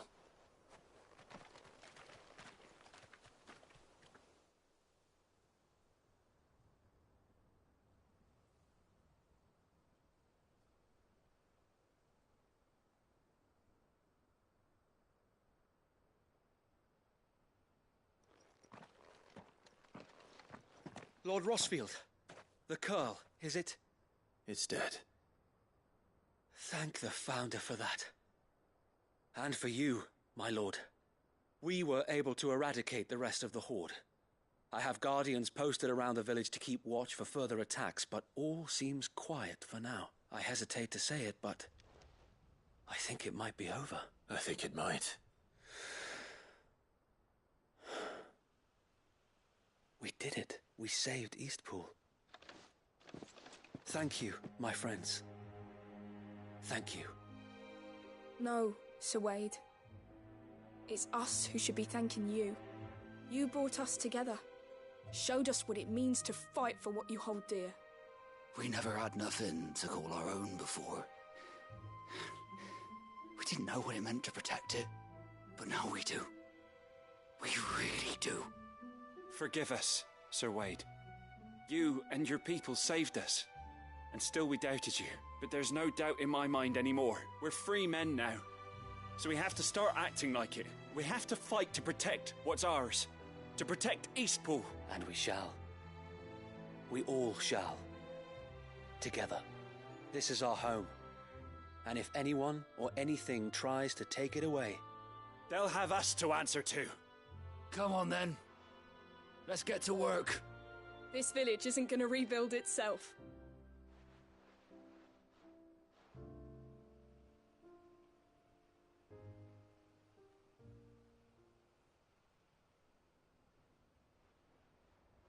They're not slaves anymore.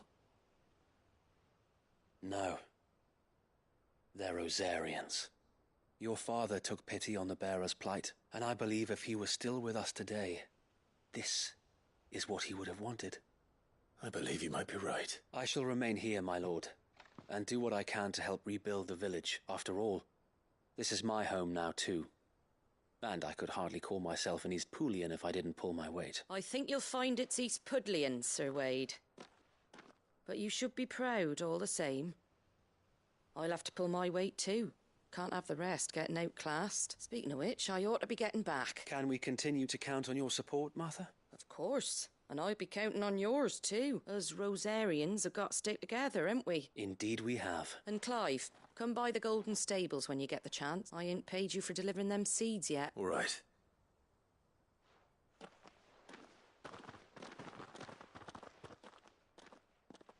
Lord Rossfield, do you remember our very first mission together? Clearing the goblins from the Stillwind marshes? How could I forget? There's one sight that I shall never forget. You, facing off against that giant Morble. Not a trace of fear on your face. Since that day, there have been more than a few times when I felt like giving up, when the odds seemed so stacked in the enemy's favor. I thought I may as well just lay down my sword and surrender. But every time, I would think back to the look in your eyes that day and remember what it means to be a shield. Know that whatever trials Eastpool may face, I shall never lose courage. Thanks to you. So wait.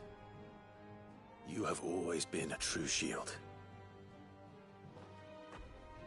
I know that Eastpool, and indeed all of Rosaria, will be safe in your hands. Thank you, my lord. I know the rest of the world will be safe in yours. I'll do my best. Thank you again for all you have done for me and mine, my lord. You may rest assured that Eastpool will be safe in my hands. Thanks to you. After it!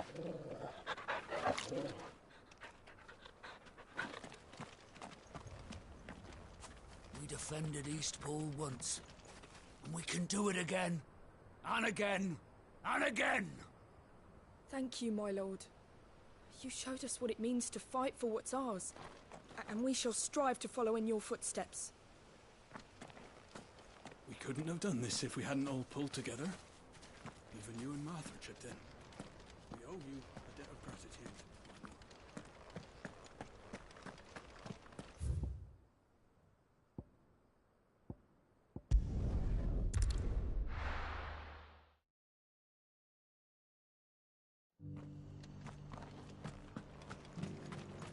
Wonderful creatures, chocobos are. They're fast, strong, loyal. The Guardians of the Flame were true friends to the rest.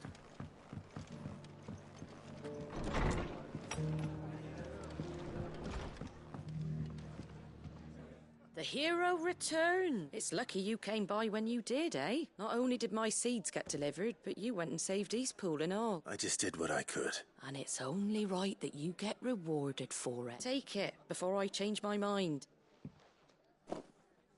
Thank you, Martha. So, Eastpool's finally back on its feet again, and a home to free bearers.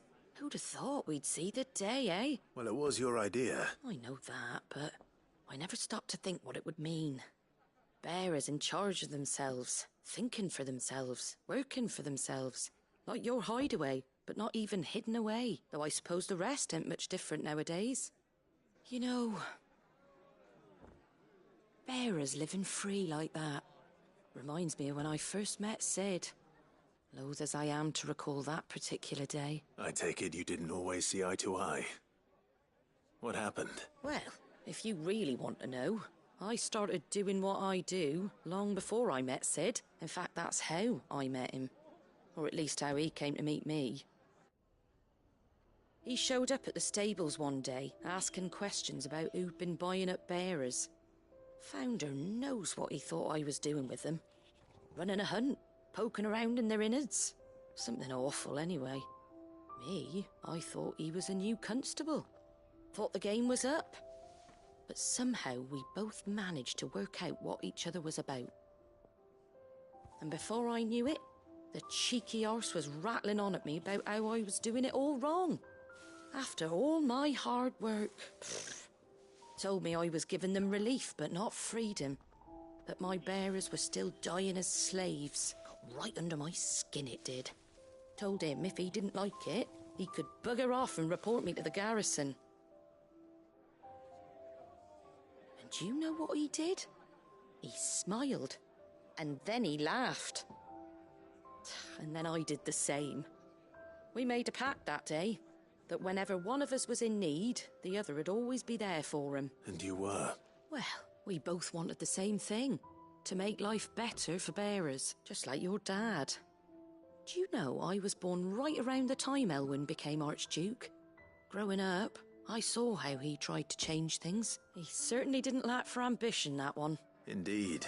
But the loftier one's ambitions, the harder they are to achieve. Which is why those of us who follow in their footsteps need to finish what people like Sid and my father started. Suppose you're right, aye. And if we don't manage it, there's always them who come after us. Good thing we've got a few half-decent sorts waiting in the wings, eh? It's almost enough to give you a little bit of hope. Just a little. Anyway, enough nattering. Better get back to work. Let's see about making everyone some dinner, shall we? The least the folks who saved Eastpool deserve is a hot meal. And you and me ain't gonna save the world on an empty stomach neither. That sounds like a wonderful idea.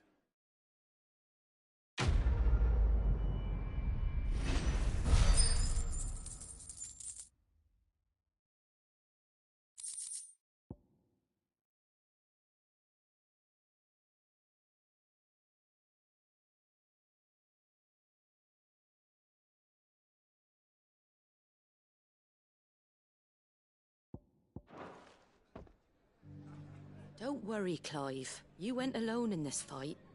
Whenever you find yourself in need, be it of money, men, or a bowl of hot stew, the stable's door is always open. Are the bearers taking well to their new home, do you know? I sometimes worry how they'll manage without me to cook and clean for them. Can't say it wasn't a relief to see the better part of the Guardians finally taken.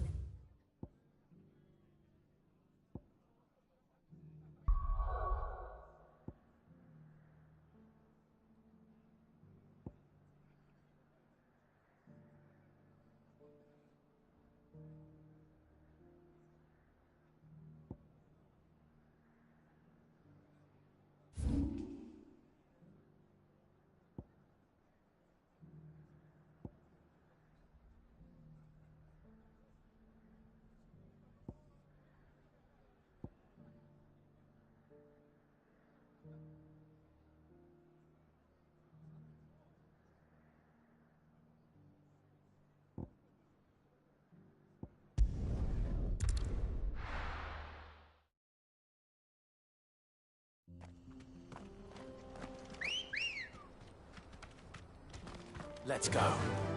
Faster!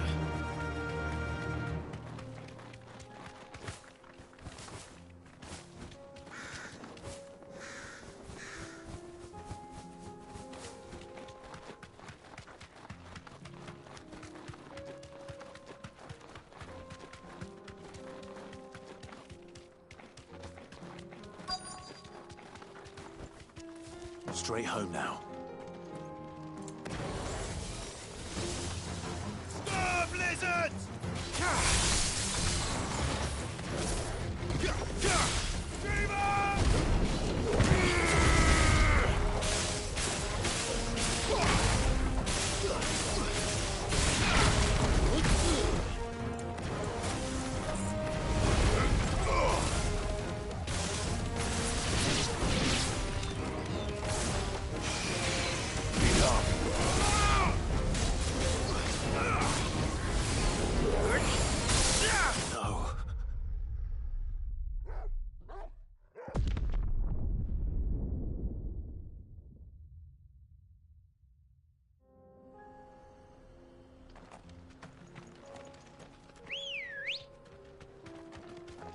Good girl.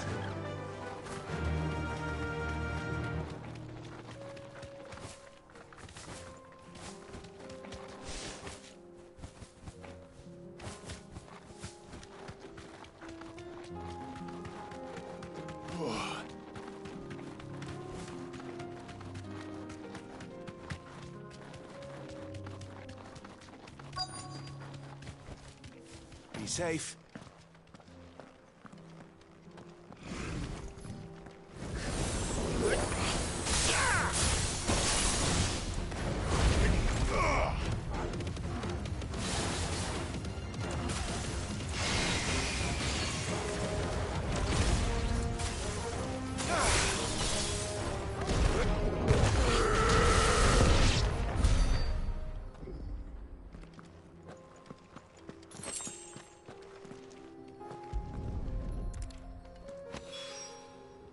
down. To go.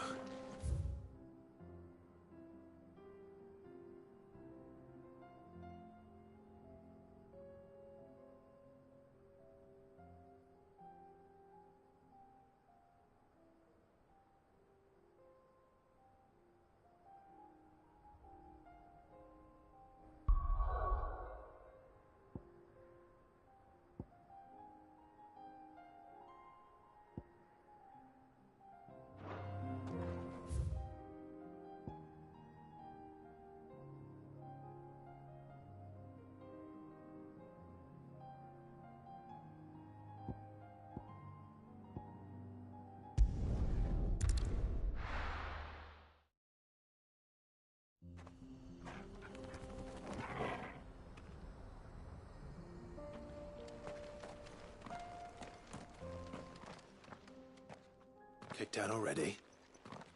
No. This charmer ain't letting anyone through. Why are the gates closed? Chief's orders. No one's allowed in without his say-so. Not that I'd have let you in anyway. You look like trouble. I suggest you go home. That's what I'm trying to do, you little prick. Ain't changed a bit, have you, Snotty? No. It isn't. Blackthorn. Long time no see, eh? What the hell are you doing here? Well, it was meant to be a surprise, but since you are so nicely, I'm here to see Zoltan, you fucking numbskull. Now let us through. All right. Just don't go starting anything with the chief. Yeah, I promise I won't throw the first punch. That good enough for you?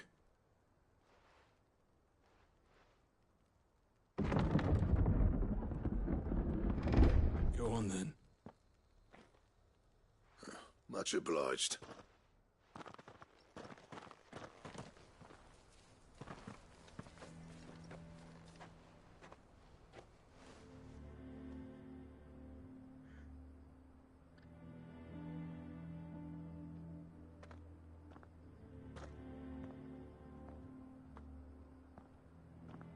So this is Dravosht.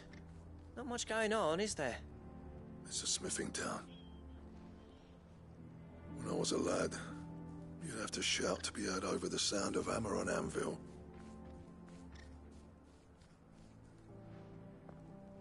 Clive, you're good with people. You speak to Zoltan. Hey, you ain't backing out now, are you? There's a river of bad blood between me and the chief. But if someone can build me a bridge, then I'll cross it. All right. I'll see what I can do. I appreciate it. It'll be near the forge on the hill. It was our master's. He'd have inherited it when I left. Forge on the hill. Good luck. You'll be needing it.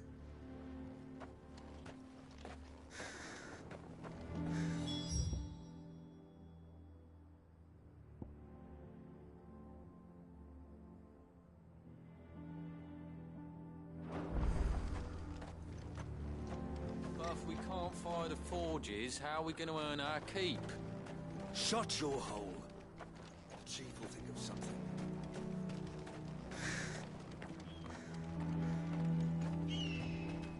Good day.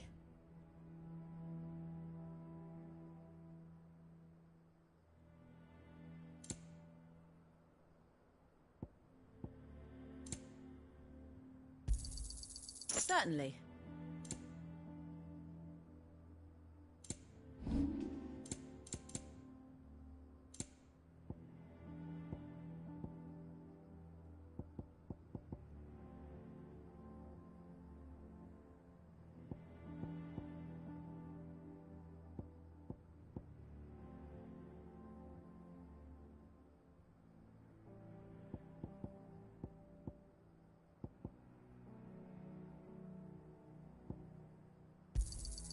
Anything else you don't want? Thanks.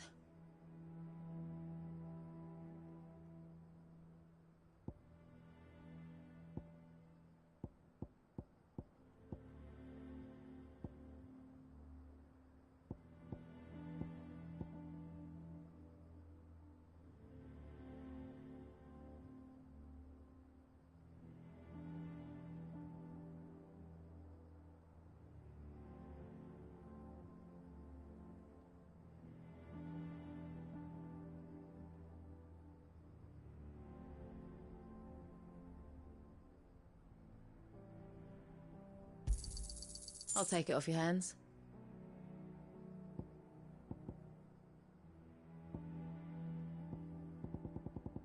Go safely now.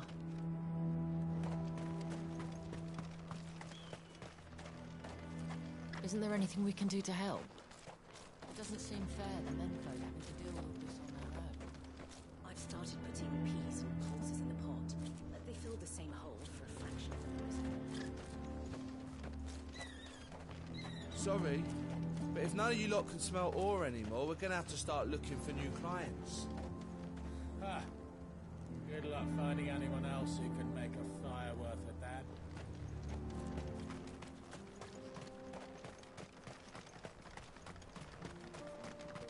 What's the point of mining this shit if no one can use it?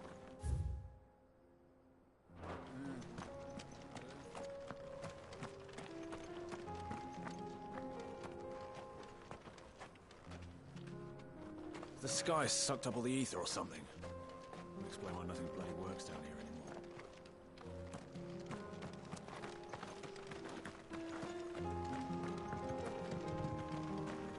anymore. Miners only. Can't have you tripping headfirst into a pile and bringing the old place down.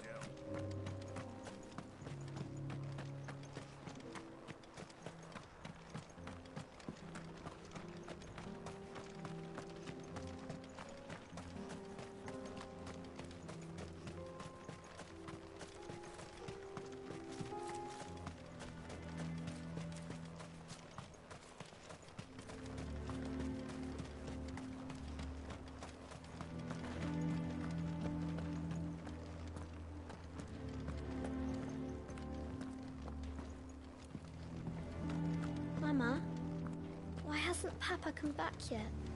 He's helping the chief with something very important. You go back inside.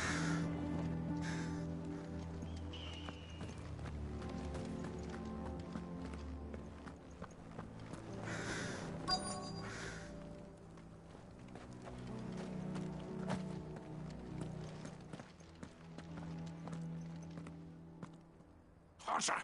Hotter, damn it! Those miserable flames wouldn't melt butter, let alone iron. Pardon the intrusion. I'm looking for the chief. That'd be me. It's a pleasure to meet you. I'll bet it is. Keep the gates closed, I tell him. Well done, Snotty. You're not welcome here. Get out. Before things turn nasty. Blackthorn's here. What did you say? He's traveled a long way to see you. Yes, has he? He's waiting. Down by the gates. Then I suggest you take him with you when you leave. Didn't you apprentice together? So what if we did? Fuck! We're getting nowhere. These bearers' flames are next to bloody useless. We're never going to be able to fire up the forges unless we can find some new crystals. I'm a busy man, as you can see, so do me a favor and piss off. Oh, and if you're struggling to find your way out, ask Blackthorn. That prick knows exactly where the exit is. He's not wanted here. And neither are you. All right. I'm going.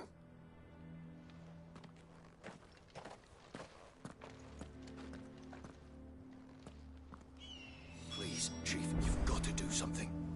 If this keeps up, we'll be ruined. Bollocks. So bearers' magic's no more use than the crystals. We could try and make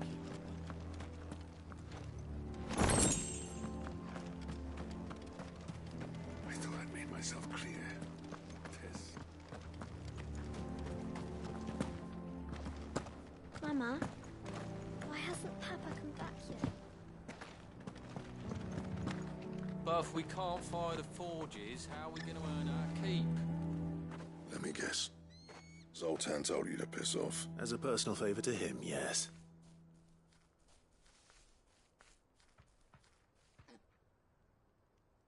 Well, at least he didn't beat about the bush. There'll be no talking him round.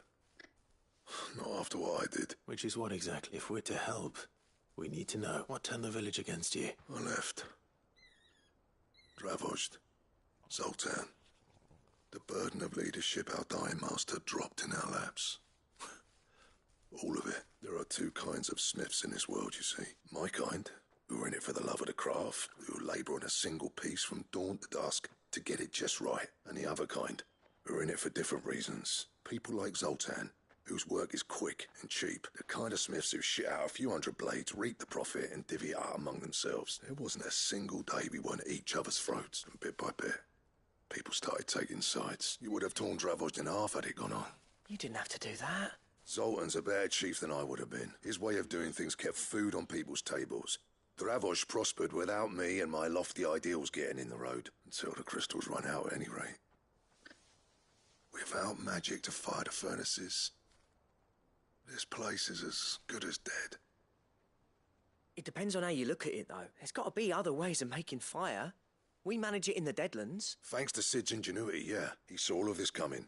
Knew crystals were the problem, not the solution. And spent years coming up with ways of doing without. You know what I mean, though, right? Where there's a will, there's a way. What I'm trying to say is that it's not your fault. You couldn't have predicted this. It doesn't matter whose fault it is. I don't want to be the greatest smith alive just because I happen to be the last. Clive, Dravos won't last long without its furnaces, so... Do you think it's time we shared Sid's bellows with the world? The way I see it. It's your decision to make. Hold on, Blackthorn. Sid made those things for us. They give us an edge over the rest. And you'd be throwing it away. All right. Do it. This place was your home. I won't abandon it to its fate. Sid's creations were never meant to be hoarded. It was only ever a matter of time before we shared them. Let this be another step on the road to freeing Valisthea from the prison of the Crystal's blessing. Dravos will show the world that it's possible. Wouldn't you agree, August? When you put it that way, of course. It's like hearing Sid speak from beyond the grave. Thank you, Clive. Shall I go and fetch the plans, then? I know I'm off by heart. I'll be needing some help, though. Building a furnace isn't exactly a one-man job. Do us a favour and round up anyone strong enough to lug a brick or two, would you, August? All right, then. And I've got a job for you too, Clive. Finding me some salamander skin. I need leather for the bellows and nothing else will withstand the heat. Luckily for us, salamanders feed out in the fields of Carava. Time for a spot of hunting, then.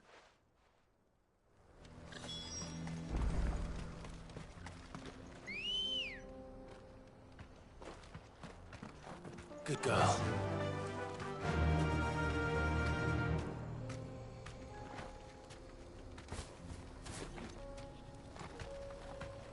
Faster!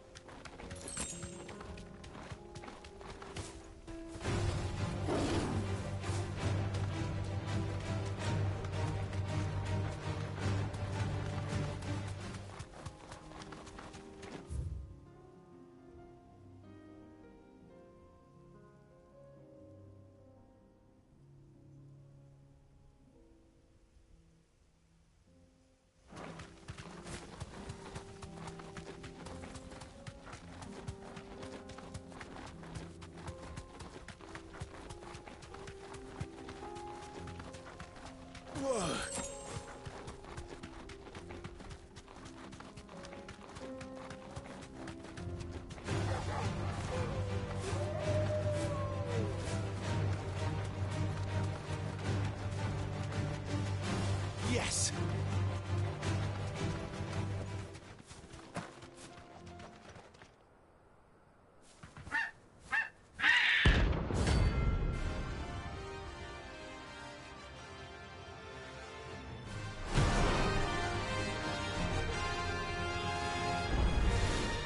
That's like no chocobo I've ever seen. Something tells me it won't be easily broken. Nice try.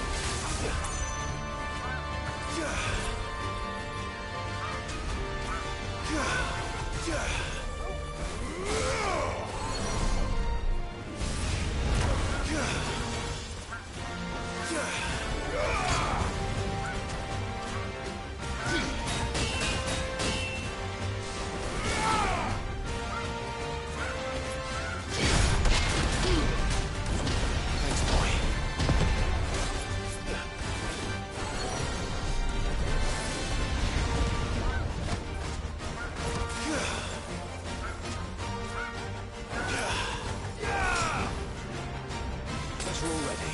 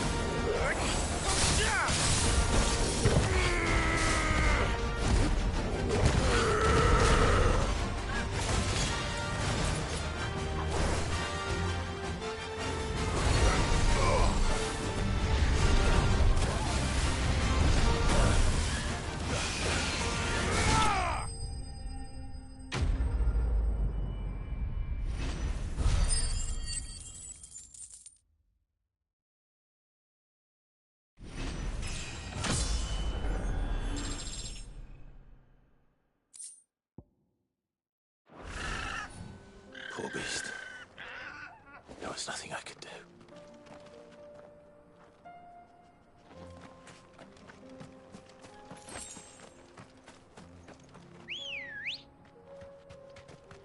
Ready, go? Fly, Ambrosia.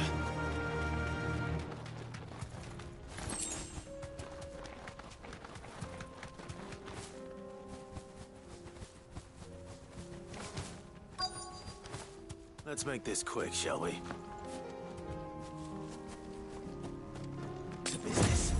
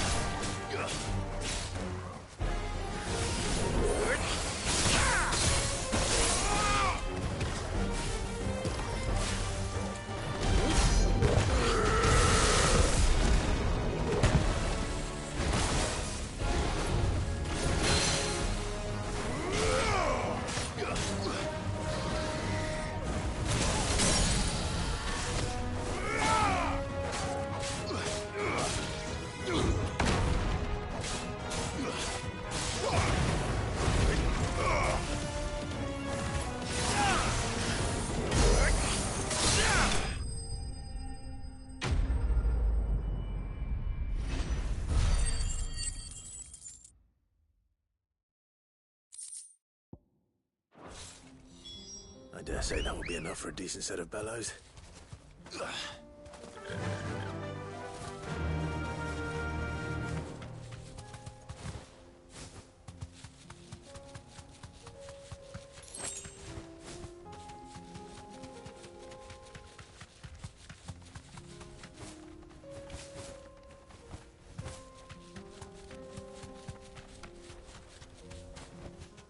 Back to the stables, girl.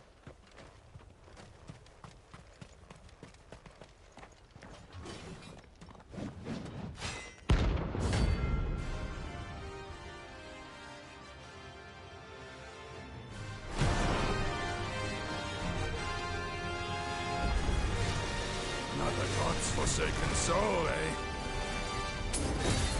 Only those who have nothing more can hear. So empty your pockets.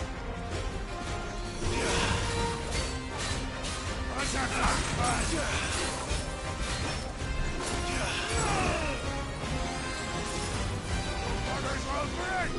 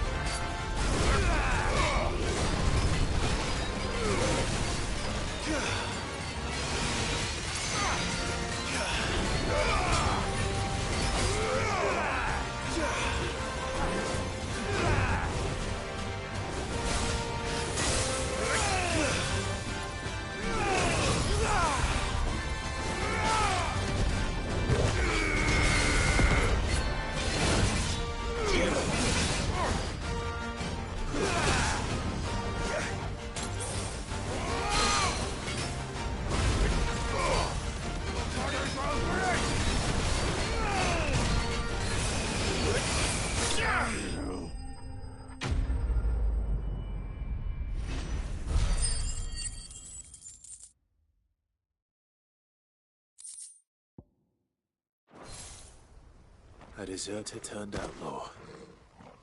We were more similar than he knew.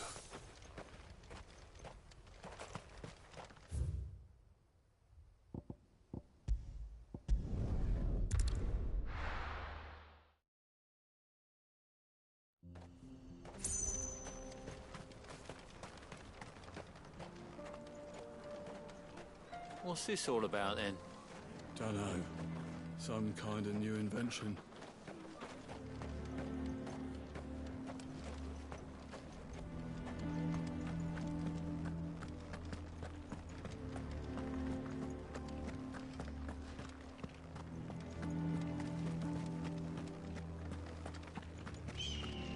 I thought I'd made myself clear. Piss off.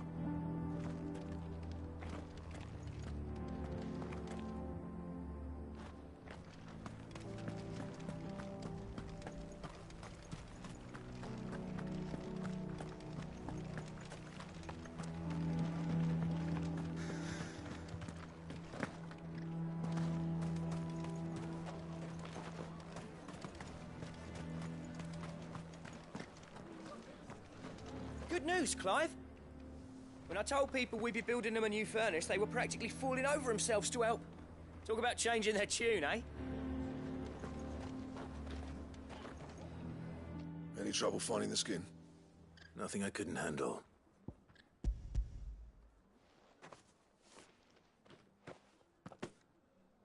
There should be plenty.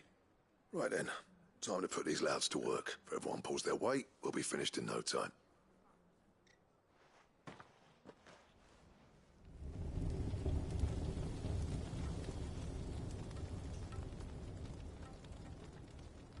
Well, I'll be damned. I honestly didn't think it'd work. But it's hot enough, all right. And without a single crystal in sight. You know what this means, don't you? I do, yeah. Dravost is saved.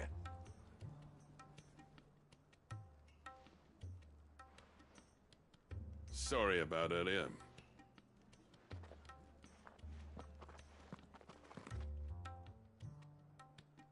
I take back everything I said. That thing you built us is an honest-to-God's marvel. You saved our village. It's Blackthorn you should be thanking. He oversaw the construction. Give this to him, would you? What is it? Pit coal cinders. After he left, I spent years trying to eke the most out of our forges. That there was my answer. Chuck it in the fire, and your forge will burn hotter for longer, which will do wonders for your steel. Our secret for yours. Only fair. I've always envied Blackthorn. Since the day I became chief, I spent every spare moment trying to match up to the bastard. No amount of sleepless nights at the anvil will ever bridge that gap, though. He's a genius. Plain and simple. The man Dravost needed. But he took all his talent and left. Gifted and free.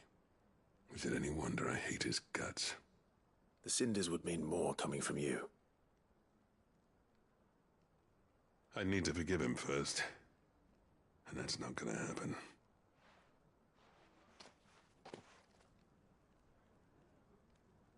Well, you know what they say. Oriflamme weren't built in a day and all that. These things take time. Especially when they involve two geezers who hold grudges tighter than their hammers. But what matters is, Blackthorn's got that twinkle back in his eye. And I'd call that a job well done. So would I. I reckon he's going to be at it a while yet, though, so why don't you head off without us? I'll see that the old git gets home safe and sound. See that you both do. I'll save the cinders till then. All right. It'll be a nice little surprise for him.